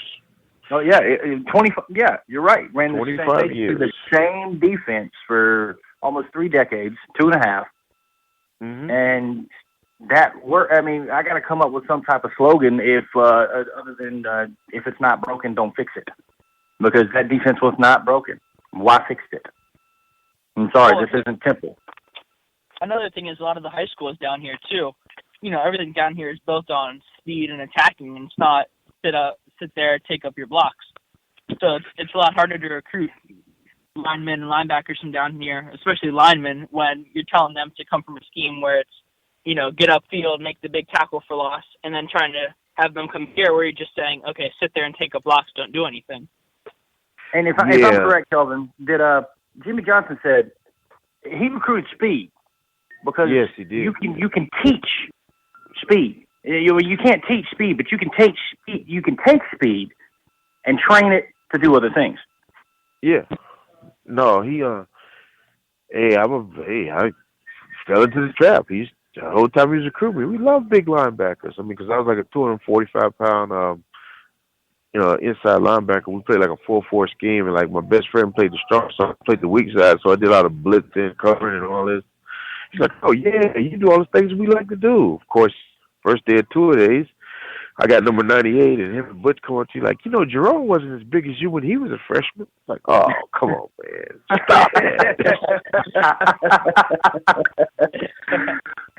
And that was the thing. I remember Willis Pegues. He was like player of the year in the state of Florida. He was 6'4", 250.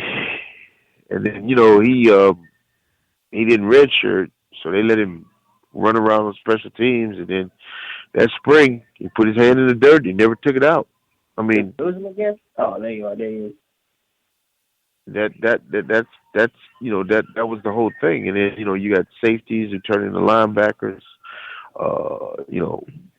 corners who turn into safeties. It's all about speed. Tight ends who turn into left tackles, right tackles. I mean, and we're kind of doing the opposite of that right now. It's like they say styles make fight, and we're quick, we're fast, so we should be dodging, hitting and moving. But Al has got us running into Raging Bull. Like Raging Bull is coming, and instead of moving out of the way, we're running right into the right jab. So like Andrew said earlier, the entire South Florida area adopted the defense that we ran. Everybody is about speed and quickness.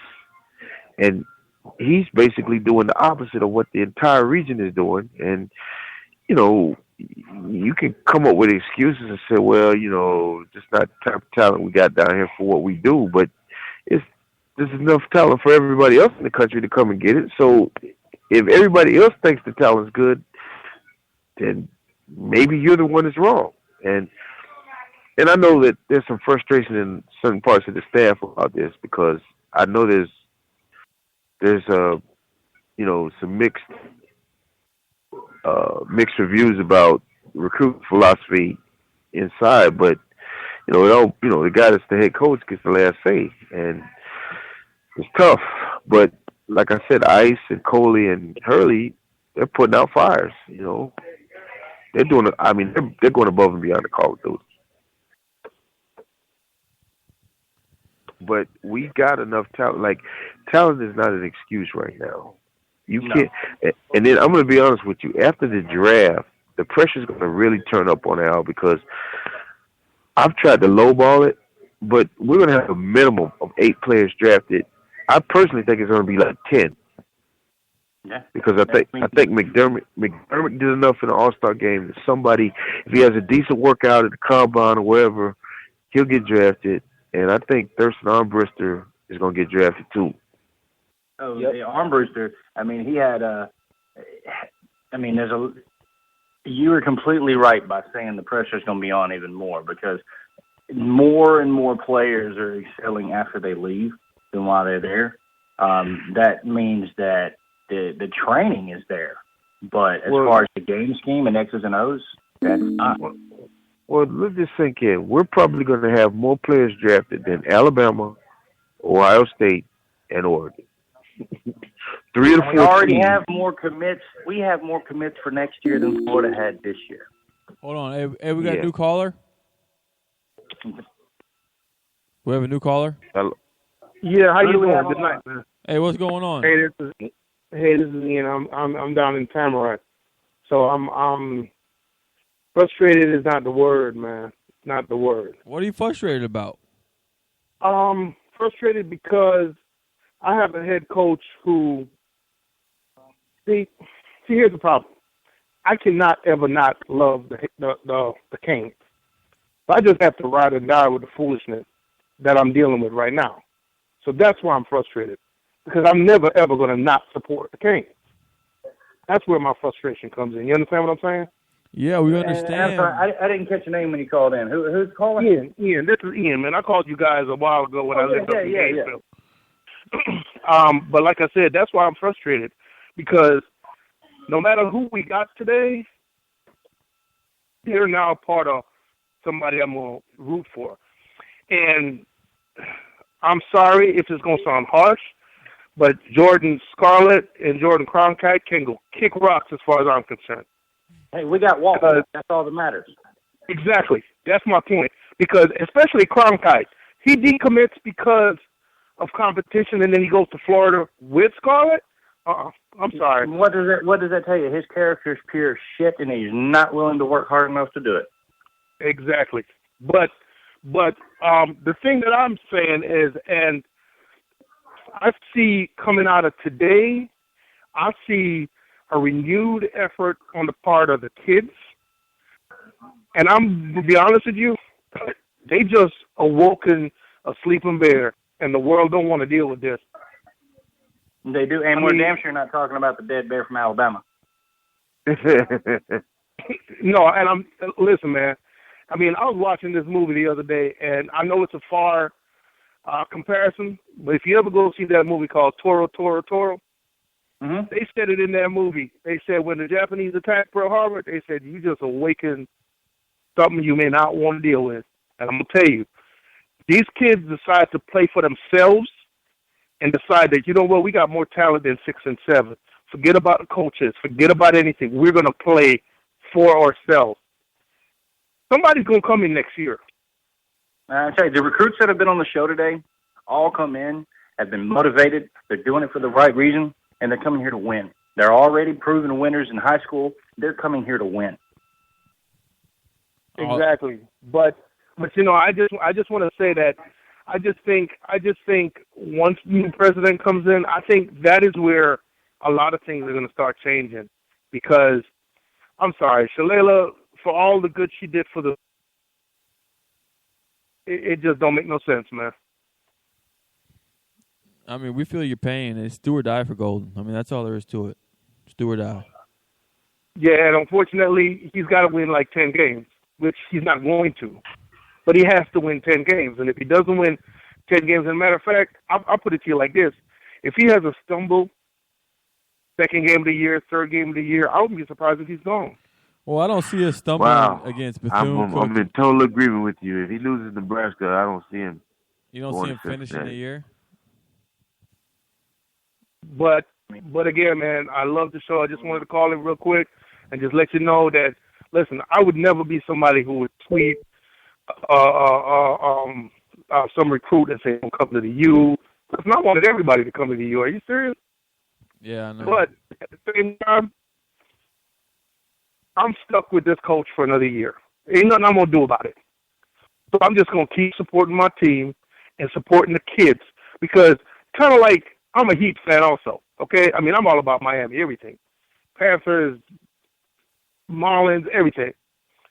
It's what's on the front of the jersey, not what's on the back. So I'm going to support the U. Irrespective of who coaches there, I'm going to support the players, and I'm going to support the team. Right about now, Golden can kick rocks. It's about my players, man. And I'm going to tell you, Walton is going to be a beast mode. Trust me on this. He is, definitely. And then also, Kelvin, you told me something last time you were on the show that I wasn't even aware of, that Yerby only played at about 80% last year. Well, I mean, yeah, if you guys remember, he broke his ankle. Yeah. And it was in his high school year, too, that he broke it. And I mean, amazingly, he came to spring practice, but he'll be fully recovered by the time we start the first game. And I expect to see an extra burst, a little bit more weight, and him and Walt should be a very formidable duo, along with Edwards. Really. And Gus is getting better and better. He's I think Denzel Perryman taught him a lesson to quit running upright so much, because I don't know how many times Denzel Perryman decleated Gus Edwards. But Gus Edwards was much more improved this year than he was the year before. So you'll have him. But I definitely want to see Walter Tucker touch the ball more. I mean, he's a great blocker. Everybody talks about the block downfield, but he's underutilized and can be a secret weapon. He got the ball in the spring game and ran over like 6 people, and then never got a carry in the regular season. I didn't understand that at all either. Well, I've been talking with him, keeping him motivating, and his quote is, "I'm just waiting for my time, and I train every day. I'm just waiting for my opportunity." He's in it for the right reason, and they need to give him his opportunity. I mean, he's the only kid from Heritage it seems like we've picked up in the last couple of years. And sad thing is, his brother committed to Florida State. Who's his brother? I can't think of his first name, but I think he's a junior in high school. But he plays on the defensive side of the ball. He's committed to Florida State at this time, but you never know what's going to happen. Yep. It's early. I mean, what's he, 2016 kid? All right, Andrew. We appreciate it, man. All right, well, thank you very much. The only thing I'm going to say before I leave is, especially with Chapman likely going elsewhere, there's probably a very high chance, from what I've heard, that we get another wide receiver to transfer in. Who would that be? You know? Is Derek Griffin still around? Is he still available? I don't know. I know he's at some small prep school in Texas, I believe. I don't know. Who's that? I don't really think he's an option anymore. He's at some small prep school in Texas. Derek Griffin. What are you talking about? Kid from Texas. Andrew? Oh, the 6'7" kid. Yeah, a couple years ago. Yeah, that's not who I think's in transfer. And I'm not sure, but I've just heard from the coaching staff that they do have a kid lined up already to transfer in as a receiver. Well, man, hey, thanks for the insight, man. Just accept my friend request, Bo Knows, on Facebook, man. I'll stay in contact with you. Oh, I'll do that right now. So thank you for having me on your show, and I'm looking forward to maybe being on again. Yeah, appreciate Definitely. it. And Andrew, we'll stay in touch. Thank you for calling in, brother. All right, thank you very much. You guys have a good night. You too. Okay. Yeah, you too. Yeah, I would love to get that kid. I mean, I saw he's going to prep school. I'm like, dang, why don't we go back after him again? I tell you, I keep hearing a lot of dings. This show must be making an impact. I mean, we got people calling in. This has been a good show. I was hoping for Redwine to call in, but I think he said he had to go to a draft part. A signing day party. He was going to try his best, and I guess he couldn't get to him. Maybe we'll get him Sunday. Because I really. As of right now, I just really feel the motivation from these young guys, these recruits, giving them an opportunity to actually come on and to let everyone know, let the world know that they're coming here to win. They're proven winners, and they're coming here basically indirectly they're saying they don't care what the fans are negatively saying. They're coming here to win and beat Florida State. And with that being said, here's our Florida State friend is back. Hey, what I tell you? What's up? Yo, no, this one is for Jay. Jay, you still here? No, he had to go. Ah, dang. Well, you know what? Screw it. I'll go ahead and tell you because I told Jay 3 months. How about that Knowles basketball, baby? Oh, God. No, yeah, How did we blow a 17-point we took the lead? state title. How about that? Oh, I'll give you that. I'll give you it. We blew a 17-point lead, but I don't know how they do it. And just like I told you, October 10th, Bo, you going to be there with me in the dope, bro. We're going to have to tailgate before because you've been to Tallahassee. You know you can't drink in the stadium or whatever.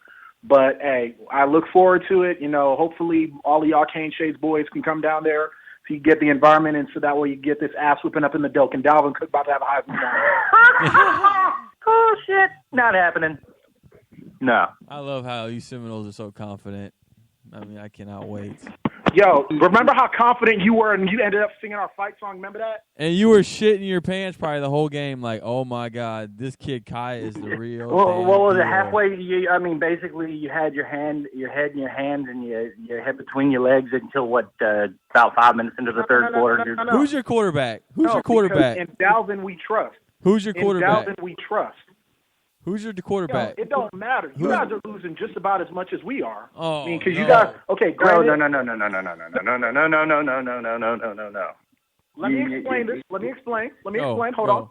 Because here's the thing. Yes, you have Brad Kaya coming back, but you're losing your top receiver, your top tight end, 3 of your offensive linemen. You're losing your stud running back. Okay. Well, guess what? We lost 3 linemen during the year, and it didn't really mean much then because our guys stepped up. We got McDermott coming back. We got Darling. I mean, we got Standish Dobar at tight end, and we got the number 1 JUCO tight end coming in. Man, we're here to win. Oh, here's Jay right now. Hey. Yo. Your man is back, Jay. The Florida State, Mr. Florida State. He has something to tell you. Yo, Jay, what I tell you a couple months ago about that FSU basketball, man? What I tell you? I told you. No, you tell me shit. You said they suck. That's what you said. You said they suck. Yeah, but I never. Yo, but remember a couple shows ago, I was like, we gonna beat y'all, right? You was like, y'all not beating shit. Y'all motherfuckers ain't doing shit. Y'all beating. I need credit. I can't talk shit. Y'all beat us. This has been like a crazy up and down year for us. Yeah. I mean, it sucks losing. I hate losing y'all, even if it's in fucking tennis. But you know, it is what it is. Y'all definitely got the bragging rights there, man. You gotta play. All right, but anyway, I'm gonna let y'all have the rest of your show. I just wanted to come talk shit to Jay because I told him FSU basketball is gonna beat him. Oh, and don't worry, FSU baseball, we're gonna come get you too. Nah. That ain't happening. That's a different day, but we'll get there. But with that being said, we got another caller. You there? What's going on, fellas? Oh, here he is. Renegade report. Takeover. Now here comes the Renegade. Y'all boys switched up on me. What happened to the Monday show? No, we do Sundays now. But yeah, I didn't know because we don't have Ray. I didn't know. And I just happened to catch and now Bo's tweet. I guess it was yesterday. Yeah, we did a special show today because we had some players come on, some commits. But yeah. Yeah, but I didn't know if y'all were still doing the show because I called in. Like I would usually call in on Mondays driving home from work, and I called in like 2 weeks in a row, and there was no show. So I was like, well, maybe they just got done after football season, and then I just happened to catch your tweet talking about this. So I ain't talked to y'all boys in a minute. No, we're on Sundays now, 6 to 8. Yeah, we're on Sundays now. Works a little better. No more NFL, so figure people will probably tune in on Sundays and shit. I got you. That's cool, man. So what y'all think about the class? I've been hearing like differing views on it. Like missed out on some big name guys, but I've also heard people objectively say that you missed out on some people, but you also got some guys that fill some specific needs for y'all boys. To be honest, after having some of these guys call in today, I'm thrilled. Yeah, no, we had St. Louis call in, we had Cager call in, we had Milo call in. So I mean, those are all big gets for us. Yeah, we missed on some Dade County talent like we've been doing with Golden. But I will say this, man. For us having the season that we've had, it could have been a lot worse. And us going and getting Willis from Florida, that was big. Norton, we got some good defensive tackles now. Going ahead, the defensive end. I would probably put money that Willis never sees the field for y'all boys. I think he will. Well, I mean, listen, we got Dobard here. Dobard said he's going to be counseling them. They were teammates in high school and stuff. So we'll see. We'll see. I mean, it seemed like Willis always wanted to come here, and it seems like Al Golden told him something he liked, because obviously he didn't like how we were playing defense before. So I think he's a hothead. Like I remember back when he committed at the Under Armour game. 2 days later, he on Twitter calling another Florida commit, fuck boy, we ain't teammates yet. Don't try me. This is on Twitter, and then he done got into a couple of fights with teammates while he was at Florida, and then he did that dumb shit on the sideline in the FSU game. Yeah, I mean, he's definitely a hothead. I do know one thing. I know Golden has zero tolerance for that shit. So obviously, Dobard put the word in for him and vouch for him and stuff. But to be honest, I will say this: that he does have that dog in him that we needed on defense. I'm just about to say that we need some hotheads. Yeah, he sits out a year because he actually started. Yeah. Against East Carolina in their bowl game, and you saw some flashes. You can tell he was still a freshman, trying to do too much. But you sit out a year, and he can't do nothing but practice on scout team and lift weights. If he can keep his head straight, if that don't bring out the dog in him, I don't know what will. To go from a 5-star dude to was going to redshirt anyway, or it barely played at Florida, and then going to have to sit out a year. I know he's going to be just itching to get on the field and shake something in 2016. Oh, yeah, hopefully, him having to sit out a year, doing nothing but practicing and watching film, hopefully it humbles him a little bit. He was a 5-star recruit, so hopefully he gets it in his head that, if he don't get this right, it's going to cost him a lot of money when it comes to getting drafted, if he even does get drafted, So hopefully he gets it together. Never want to see talent like that go to waste, but happens all the time. The worst case scenario is he becomes another Marcus Vick, because Landon Collins is his brother, and he's about to be drafted first round. So either way, he gonna be straight. He gonna be straight. So hopefully he don't, or even your boy Olsen, with his brother, so he was straight, so he ain't have his head on straight. So hopefully, that would be worst case scenario, because either way it go, it's a lot of money about to come into his family in a couple of months. So hopefully that don't go to his head, and he starts thinking he's something that he's not. But I think with the misses we had at D tackle, we had to take it to roll dice. I mean, at worst, he busts. Oh no, I don't.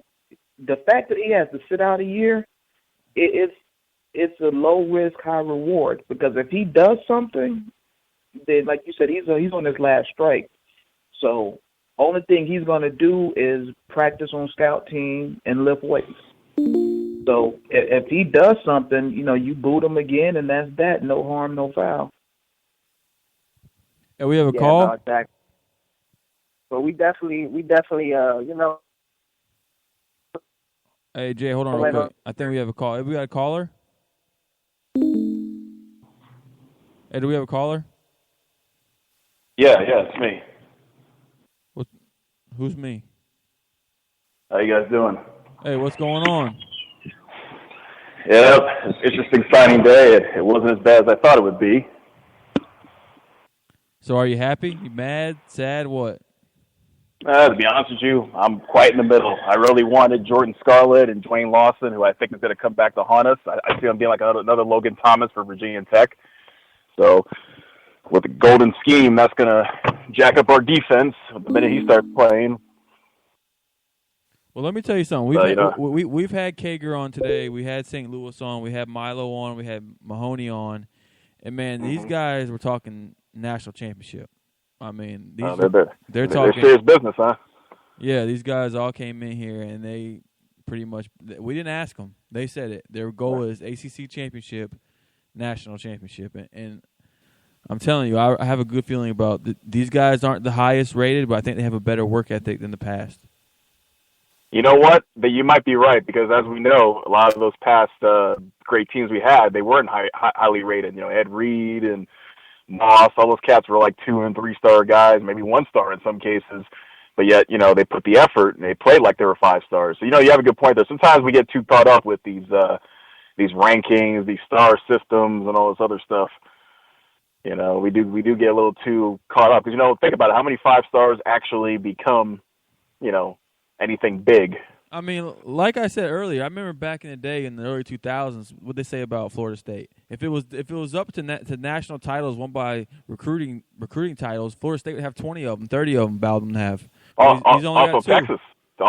Texas won a whole lot of those ranking, you know, number 1 ranking class and whatnot, and we saw how that got them, or where that got them. I mean, we're talking about the stars here. Look at the Senior Bowl week. I mean, we had players that were no stars, 1 star, 2 star, and 3 star, and they outperformed everybody at their position. Well, we got a Florida State guy here. That number's a little skewed though, because you're talking about 2,000 kids every year, and there's only 20, 25 kids that get rated 5 stars. Some of the other 1,975 kids, of course, you're going to have more 2 stars and 3 stars, because only so few, you know, 4 and 5. I think it's like 100, 154 stars. No, maybe like 254 stars, and like 25 five stars. So the other 15, 16, 1,700 kids are all 3 stars or lower. So just by sheer numbers, of course, you're going to have more 3 stars, you know, doing things, because there's so many more 3 stars and 2 stars out there. And stars really doesn't matter. What matters is the character of a person, how hard they're willing to train, and what they're willing to do to get better. Well, that's very true. Add one more thing. You got to add one more thing to that. You got to add coaching. You talk about Ed Reed and all these other guys on some of the Miami teams of past. Jimmy Johnson and Butch Davis aren't walking the sidelines for Miami. Yeah, so, you know, yes, you can have your guys come on and they're talking what their goals are, ACC championship and all that type of stuff. But if nothing changes from your coaching staff, you know, I don't know how y'all can buy into that. I mean, I agree with you, because it's not like you've been devoid of talent. You may not have had national championship talent, but you damn sure had much better talent than 6 and 7. You know, without a doubt. You definitely had 9. You had 9, 10 win talent without a doubt. It's coaching and development. That's a big issue. Coaching, development, and sometimes scheme. No, not sometimes scheme, because it's amazing. I watched Chicolo in the Senior Bowl, and just telling that dude to, you know, keep your outside shoulder free so you don't get beat around the edge, and go get the quarterback. And it all boils down to putting the players in the position to do what they do best. Well, now right. One technique instead of 2 technique. I guess 4-3. But I was actually talking to another one of my boys who's a Hurricanes fan, and he made what I thought was a valid point that I hadn't really taken into account. Like, everybody wants, you know, more one gap, pin your ears back, play more press man, and do all of those type of things that Miami has done in the past. But Golden nor D'Onofrio have never coached that. So even if they try to implement that scheme, they don't know how to coach that scheme. So you're still going to be stuck with subpar coaching. The scheme and what they're doing now isn't working. But if they turn around and try to do something that they've never done before, you're still going to have subpar coaching, and it's just going to be masked as, you know, well, the scheme doesn't, you know, they can excuse it and say the scheme didn't work, where they're ill-equipped to coach it, because nothing about the Al Gross system that they've all grown, both of them have grown up under, is anything remotely. I mean, they have some concepts, but for the most part, it's not even remotely similar to what those Miami teams that you guys talk about so much, what they run. So even if D'Onofrio said, you know what, we're about to go and run the Miami defense and the 4-3 press man, cover 2, whatever the case may be, we're about to run it. How? He's never done it. But I saw it. So it would at bare minimum, it would be very vanilla, because he has no experience in it. So it wouldn't take long for better teams to get a grasp on what they're doing and start to exploit it anyway. Right, unless he got a brand new defensive coordinator who he allowed to just teach a new scheme. But even then, you still, all right, that's not going to happen. Even then, even if he did that, you still need a full year to implement that system in place, to put that system in place. So, you make a good point, Renegade. I mean, but we've seen them. Their first year they came here, they ran 4-3 because they had 4-3 personnel. They had Olivier Vernon and all them, and they had to run 4-3. I saw against Duke last year. They kind of just didn't mess with what was there. Like they just because that first year, that was a veteran team anyway. And then when so many of those guys, jumped ship early because they just didn't fuck with Golden like that, then they just went extremely young. And then that's when they brought in and was really able to put in their system, just like James Coley when he took over Stephen Morris's senior year. He basically ran Jed Fisher's offense even down to the terminology because it was a veteran offense. He didn't want to mess with it. That was kind of what they did. But now Coley is starting to, now that there's a lot more youth, now he's starting to implement what he wanted to do at first. And so, it's going to be interesting to see, though. I caught, I forgot my boy's name, Shelter, the nose video maker when he called in a second ago. Yeah. I caught the tail end of that, but he made a good point about what Miami has lost in comparison to what Florida State has lost. So it's, my mindset is Florida State should win because I still feel like we have better talent and the game is at Doak. But we lost a lot. Miami lost a lot. Who would you put as those games ultimately come down to coaching? Today I was right. As last year's game certainly did. I want to ask you this. I'll go. How much money did y'all throw at Lewis? Say that again. I said, how much money did y'all throw at Lewis? They beat Kentucky. They threw that SEC money at him. We have to throw money at Lewis. He looked at the depth chart. That was a depth chart decision right there. That was no money. Like a lot of people, like the misconception is Florida State had only been recruiting him for 2 days or 3 days or whatever. That's not true. He came to Florida State summer camp last year. He camped. Florida State had been recruiting him. Once he committed to Florida, this is what Jimbo does. Jimbo says, "Okay, you committed to another school. We'll check in once a month if that's okay. If you tell us not to, we won't talk to you anymore. But if anything changes, we'll check in once a month, or you can always reach out to us if something changes." So when it came out that we weren't going to flip the kid from Alabama, and we weren't going to get Iman Marshall from USC, Jimbo reached back out to him like, "You're still uncommitted. You're down to Miami and Kentucky. What about us?" And he was receptive to it. It was no money involved there, but you lose Darby, you lose PJ, Jalen Ramsey's going to go pro after this year, barring any injury. Marquez White is a converted basketball player who might start this year at cornerback, and then we had Tavares McFadden as the other cornerback who was committed. So you look at the depth chart. If you're that type of an athlete, with that type of speed and that type of size, and you look at that system and the depth chart and the fact that we play 5 and 6 DBs probably 70% of the time anyway, why wouldn't you jump on board? Especially when you just saw Xavier Rhodes go first round. You've seen Darby has started since he was a sophomore. PJ has started since he was a sophomore. They're both about to go pro. I don't think I would be surprised if they went first round, but I think they'll probably both go second round. Why wouldn't you jump on board?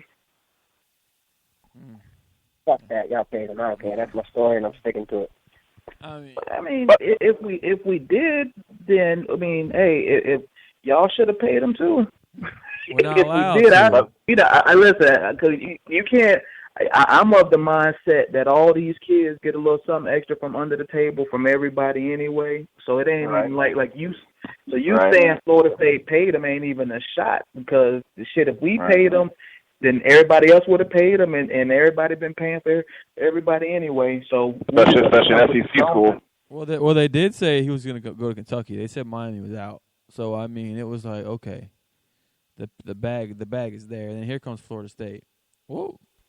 But like we talked about before, shit, we don't got more money than Kentucky. That's not even close. We did. I mean, this is a DC kid at that, so it's not like he has any ties down here, or he's from here or has friends that's going to be on the team. We've gotten other guys from that area, but it ain't like that. So I think he's one of those depth chart kids personally. But truthfully, I hadn't even heard his name until last night, 2 nights ago, was when I first even heard his name. I got a question. I mean, you're a Florida State guy. What do you think about Coley's play calling? I was about to ask him that. Yeah. I have mixed thoughts. I think James Coley he game plans well based off of what he sees on film, but I haven't been impressed with his in-game adjustment. So it's like, all right, he watches the film, he diagnoses a defense. Okay, we can attack them here, here, and here, and he'll come out first couple of drives, first half, and you'll see him doing different things. But then the defense makes those adjustments, and then he doesn't make those adjustments on the fly to counter what we just countered with or what other teams have just countered with. And I'm thinking about the Florida State game in my head, but you're right though. It starts with experience, but then sometimes it's just a knack, like it's a feel, and that's the thing when you hear. On any level, when you hear the great offensive coordinators, because if you've ever seen, I've had the pleasure probably 3 or 4 times of actually seeing Florida State's call sheets for a particular game and how it's broken down. Oh yeah, of how it's broken down. So they have probably 10, 15 plays listed. It's kind of diagrammed out by the field. So second and short, we want to do these things. Down and distance. Down and distance. And there's probably 15, 20 plays for each scenario. So that's what they've gotten off of film. But then it's having the feel in this situation, which one of these 15 plays is what we should call right now. Or we ran this earlier in the first quarter and we got this look. Now let's go back. When do we go back to it in the third quarter? Like maybe get a quarterback another option too, along with a play. Right. Or we ran this play and the safety cheated and the post was wide open, but Brad just didn't see him. All right, I'm gonna get Brad on the phone, get him on the sideline, and say, okay, when we come back to this, instead of looking for the flat, look for the post because the safety's jumping down. But when do you make that call? So it's a feel thing. So when they look at it on film, they do a good job. Coley's done a good job of diagnosing how to open up the game and what's just the in-game adjustments. I agree with you 100%. It's an adjustment that needs improvement, and it starts with experience. But then you just have to see if he has the feel. If he has that feel where the play sheet may say this, but in your gut, this would work at this time. Has he taken any concepts from Jimbo? I don't know. I mean, some stuff he has. I can see some stuff, but the one thing about Coley, when he was at Florida State, him and Jimbo would bump heads a lot because Jimbo is pro style, to the nth degree, whereas Coley wanted to implement a lot more shifts and motions and do a bunch of different things pre-snap that Jimbo didn't necessarily like to do. The one thing like you run the smash route that's a staple in Jimbo's offense. I see you guys do that. It's a couple of things that I see that I think has definitely come from Jimbo, but it's hard to tell how much of his offense is going to be that because year one, like I said earlier, he was running Jed Fish's offense. And then year 2, he's playing with a true freshman quarterback, so you would have to think he was kind of limited in what he could call in comparison with what I wish he would call wanted more slants. Say that again. I wish he would call more slants and more intermediate routes. Matter of fact, I was thinking about that last play before Kai was intercepted by Jalen Ramsey. There should have been a couple of slant or at least intermediate routes to help Kai out to get that first down when it was fourth down, and he threw that pick. It seemed like I looked at it on one of our websites where all the routes that all those guys ran, it didn't make any sense. It was kind of silly. Like there should have been a couple of 10 to 12 yard crossing patterns or something. Instead, like everybody was kind of going out on 20 yards or more. That's when Braxton Berrios should have ran one of those slant routes because I have a lot of faith in Braxton Berrios. He is going to be a future weapon at the university. But I think part of that too is what's going to come with experience, and it's the difference when you watch Florida State play under Jameis Winston as a redshirt freshman and a redshirt sophomore versus Brad Kaya as a true freshman.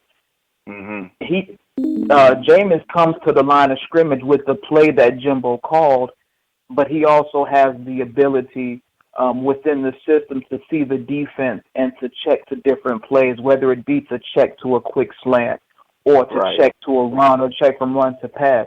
With experience, you would think Brad Kaya would get to that point without having to look to James Coley for the adjustment, because every time, at least for the most part in the Florida State game, Brad Kaya would see the defense, look to James Coley would change the play, but Florida State would then change the defense.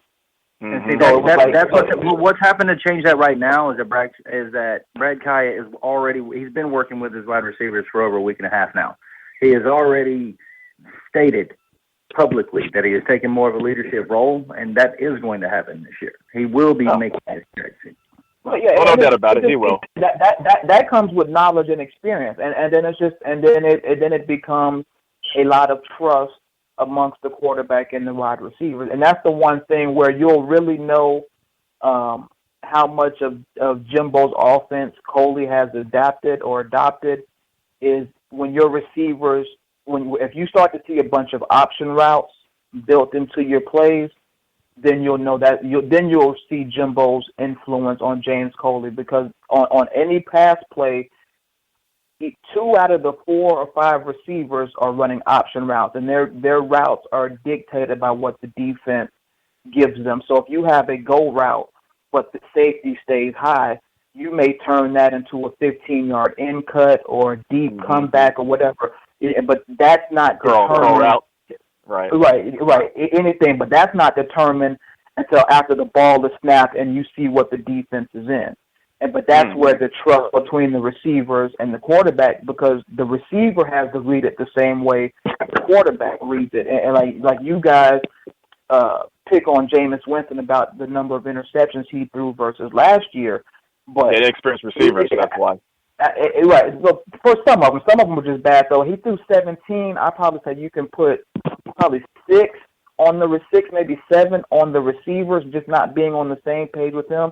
And I know out of those 6 or 7, I know there were 4 interceptions that were intended for Travis Rudolph, or Travis Rudolph was the direct cause of the interception. Either he ran the wrong route, either he was slow coming out of a break because he didn't think he was going to get the ball, or like I said, he ran the wrong route and the option route, and Jameis saw it one way, and you would think he would be correct versus the true freshman. Whereas 2013, when you have Kelvin Benjamin in his 4th year, Kenny Shaw in his 4th year, Rashad Green in his 3rd year, you didn't have those mistakes. So go ahead. I was saying, don't forget about the passes that fell right into a receiver's hands that went right to the bounced right off. That happened a couple times as well. So, but that's the biggest thing. Jimbo's philosophy on offense is there is no such thing like some offensive plays are designed man beaters. Some are designed cover 2 beaters. Some are designed cover 3 beaters. What happens if you run a play that's a cover 2 beater, but the defense is in cover 3? You know what I'm saying? So that's where the option routes come in. So if the corner, bails instead of squatting like he would on a cover 2, well, then the receiver has the flexibility to adjust this route. Or if the quarterback can recognize it pre-snap, then he has the flexibility within the offense to change the play to something else. So that's where I want to see. That's where I want to see Walter Tucker be a check down, and that's where I think he could really excel in. So, yeah, it makes sense. Especially on a fullback wheel route. Yeah, I've been calling for him to do the. I mean, I'm telling you, I've been calling for Walter Tucker to do the fullback wheel route since his first game. I mean, he's. I say it every time I'm on the show. He's underutilized. He is a very talented athlete. He's been training very hard this off season. I've been keeping in touch with him and his mom, Jackie. And I also see him shaving 0.2, 0.3 seconds off of his 40 time from all the training. That's excellent. Especially that's great. That's great news. That's great news to hear. That's great news to hear. But that's how. But you set that up when you send him out there in the flat to kick out a defensive end a couple of times, or to get up on a corner and try to chop a corner. But then you send him out there in the flat and you actually throw him a couple of passes. Well, to and be then it's they perfect start because everybody's looking at him as a blocker right now, and he's one of the best blockers we have. But I remember a couple of years ago when Florida State played in the Orange Bowl, they had a fullback that they used a lot. And I thought that Coley would use him in that similar fashion. I forgot the fullback's name. Lonnie Pryor. Yeah, Lonnie Pryor. I thought Coley would come in there and use him in that role. But see, Lonnie Pryor. I don't know Walter Tucker's backstory. Lonnie Pryor came to Florida State as a tailback. He was a really good tailback in high school, and he was a guy. But Chris Thompson was there as well, and Jimbo was like, we got to get this guy in the field. So Tucker was a tailback too. And then if he's a converted fullback, then yeah, you can do some different things with him. I mean, it's just a matter. But again, it just comes down to, how you set things up, and that was because as much as Lonnie Pryor did in our offense, it started with his ability to block. And like I was saying before, he would get out on the edge and he would chop defensive ends and linebackers pursuing. Like he would hit them at their thighs and he would chop them down. So it got to the point to where they would hesitate when they saw him coming around the corner, and then he pops out in the flat and catches a pass. Or he rolls it up for a wheel route like you were talking about, and he's wide open running for a touchdown. Or you put him in the backfield and you hand him the ball, and you don't expect he's going to get the ball because he's been blocking so much. So, even with Walter Tucker, you set up the things that you guys are talking about by keeping him on the field enough to I ain't going to say necessarily be feared, but you put him on film just eating some people alive with some of them blocks enough,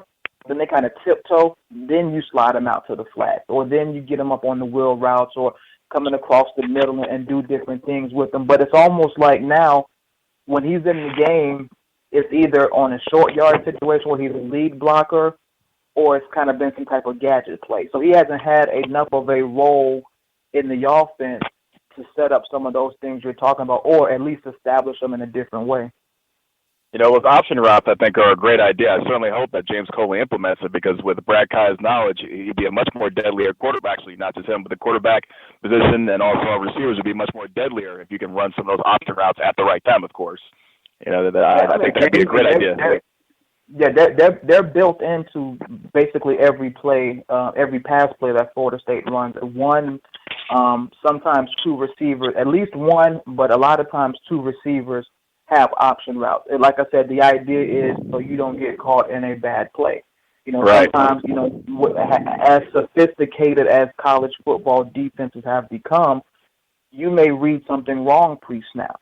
So you have to be able to adjust that, or have something built into the play to adjust that. So like if it's something simple as if you thought the safety was gonna come down and take away the middle, but he stayed deep in the middle of the field, well, there's no need to run a post route deep middle because there's a safety sitting there. So the guy that had that post route, he can identify that, and he can adjust that post route to something else that's whatever option is built into that particular play. So it still doesn't mess with any of the other routes that are taking place, but you can still keep all five receivers active. So you're not running a route somewhere where just by the design of the defense, you have no chance of being successful. And that takes time. Go ahead. I have to ask Chad a question because I just looked at Miami's schedule. Are y'all going to sell out Nebraska? Who knows? I hope so. Who knows? I can't say 100% for that. The bottom bowl will be completely full. We've got some things in the works right now. I mentioned earlier we'll be talking about it on a show here very soon.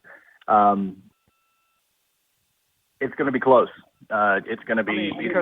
They travel well. Nebraska travels well, so you know they're going to bring their people. If we're 3-0, I'm looking at we're y'all schedule. undefeated. There should be at least 4 sellouts on it. You guys got Nebraska at home. You got Virginia Tech at home. Virginia Tech at home. There is no reason there shouldn't at least be 3 sellouts on here. Well, I'm expecting us to beat Nebraska, then go to October 10th, win that game, and then we'll be 5-0, and you know what it's going to be. No, we don't. Actually, I don't know what it's going to be. I haven't known what it's going to be since 2009. I hope. Are you going to be there October 10th? Because I really want to meet Renegade. And yeah, I'll be there. Yeah. I don't miss those games. I don't miss the big game. I don't make that 3.5-hour trek for the Citadel, but I don't miss Notre Dame and Clemson and Miami and Florida. I don't miss those games. Renegade, I'll be out there. Hold on. So Renegade, let me ask you. You got season tickets, right? Correct. Yeah. But you don't go watch them play the Citadel and games like that, right? No. For me, it's a 3.5-hour drive each way. I'm right here. No, I'm not going to do that. No. I'm right here in Ocala, so I know exactly what you're talking about. But you know, she wants us to sell out Bethune-Cookman. It's going to be impossible because people are not going to want to. Do not drive that far for them kind of games. Okay, but to that point, I personally didn't go, but I had no problem selling my tickets on StubHub. Really? For Craigslist. Yeah, Florida State sold out every home game this year. What'd you sell for? $2? $1? No, that's Miami. So face value. So I think face value on that ticket might have been maybe $35. Man, $30, $35. So yeah, I had no problem selling the ticket. I didn't go to Citadel and I didn't go to Boston College this year, and I had no problem selling either one of those tickets. Well, I hope you go to Miami next year because y'all gonna be disappointed. No, Miami. No, 50-50. We can talk that trash since it's February, but it's 8 months from now. Yeah, I mean, even then, but there are so many question marks surrounding both teams. On both teams, that's true. Because by the way, do you think Sean McGuire or JJ Constantino is going to be your new starter? Oh, I'm right with JJ McGuire. I'm going Sean McGuire. Give me because. Go ahead. No, I was going to say, I think personally, Sean McGuire will be just like what Clint Trickett in 2013, he went into the spring as the leader because Jimbo is always going to give the leader to the upperclassmen or whatever. But I ultimately think that JJ will supplant him just based off of what I've seen from him, like in what the coaches say about his arm strength. I could be wrong, but I really think that JJ is going to be the one to take the job. Nah, this is why we can make a friendly bet on it if you want. You know, I buy you a beer or something or a shot. Or, you know, what I don't know if you drink beer, but no, I say Sean McGuire because the one thing that he has more offensive talent surrounding him really than EJ or Christian Ponder or even Clint Trick at the time that he played than he ever had. So. Yeah. Not comparing, but it's kind of similar to you look at A.J. McCarron at Alabama. Just don't screw up. You got stud receivers, you got stud running backs, you got a good offensive line. Just don't screw up. So given that situation, I'm going with the redshirt junior versus the redshirt freshman. Yeah, because in this case, he has more knowledge of your system, and then you got Shaka Patrick and Dalvin Cook and Mario Pender to get the ball too. So that helps. Rudolph, Ermine, Lane, you know, and all the other receivers that are out there as well. So for the quarterback, you just don't screw it up. And like I said, give me the guy that has at least some game experience, but even more than that, he has 4 years. This is going to be his 4th year in the system. So he came in with Jameis. Yeah, they came in the exact same class, exactly. So give me that guy and J.J. Constantino has a better arm, but Sean McGuire doesn't have a arm by any stretch of the imagination. You go look, the Clemson game, that touchdown pass he threw to Rashad Green, off of his back foot falling backwards, and he dropped a 60-yard dime. Not even down, but he dropped it in his bread basket. So he's not lacking for an arm. J.J. Constantino may have a stronger arm, but Sean McGuire doesn't have a weak arm by any stretch of the imagination. But getting back to the FSU Miami game, like I said, with both teams having all those question marks. Plus injuries. You have no idea who might be hurt going to that game. Yeah, of course. You have no idea. That goes without saying. But give me, if you look at three factors, home field advantage, check mark Florida State. Talent on the roster, check mark Florida State. Coaching, double check mark Florida State. Yep. Then we would have to play the perfect game. We have to play a nearly perfect game, which is possible. I don't even think you have to say that. You don't even have to make that kind. We just don't know about anything else. We don't know. Like, you don't know, is Stacy Coley going to return to his freshman form? You don't know if Yearby and Gus Edwards are going to be able to, replace Duke Johnson. You don't know what Brad Kaya is going to be in this second year, or minus Clive Walford and Dorsett, or the luxury of Duke Johnson, how that's going to affect Brad Kaya's game.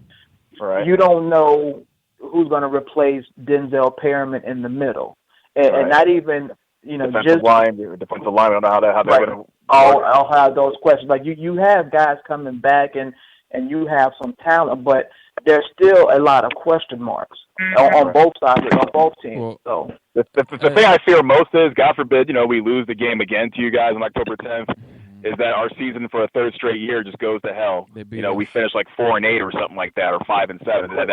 That would be a catastrophe. The last I hope that doesn't happen.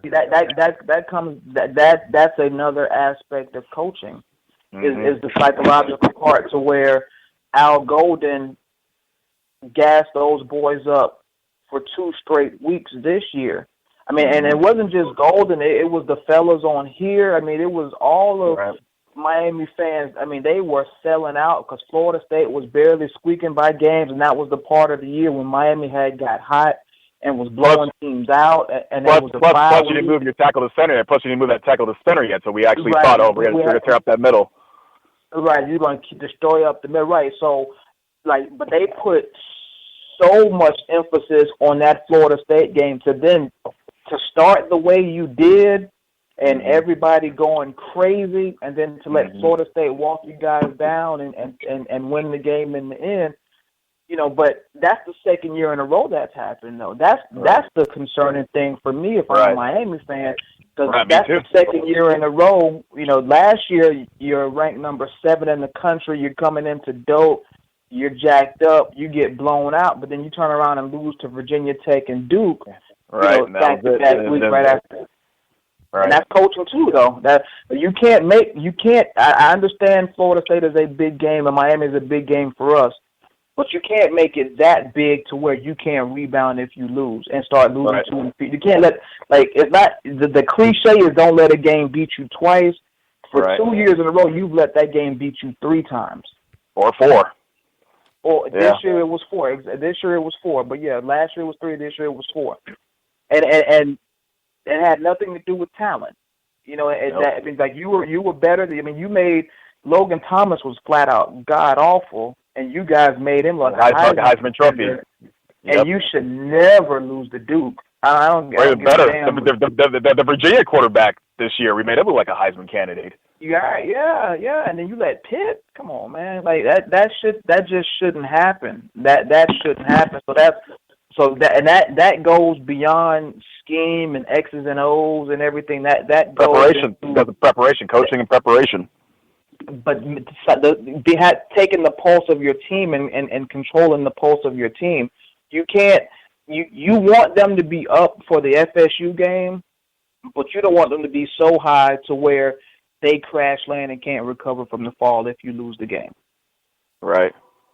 And that's because you look at, at that point, you still had everything in front of you, right? Like you couldn't have won the Coast League after the FSU loss. No, the FSU loss sealed it for you. But I know last year, 2013, it didn't do that at all.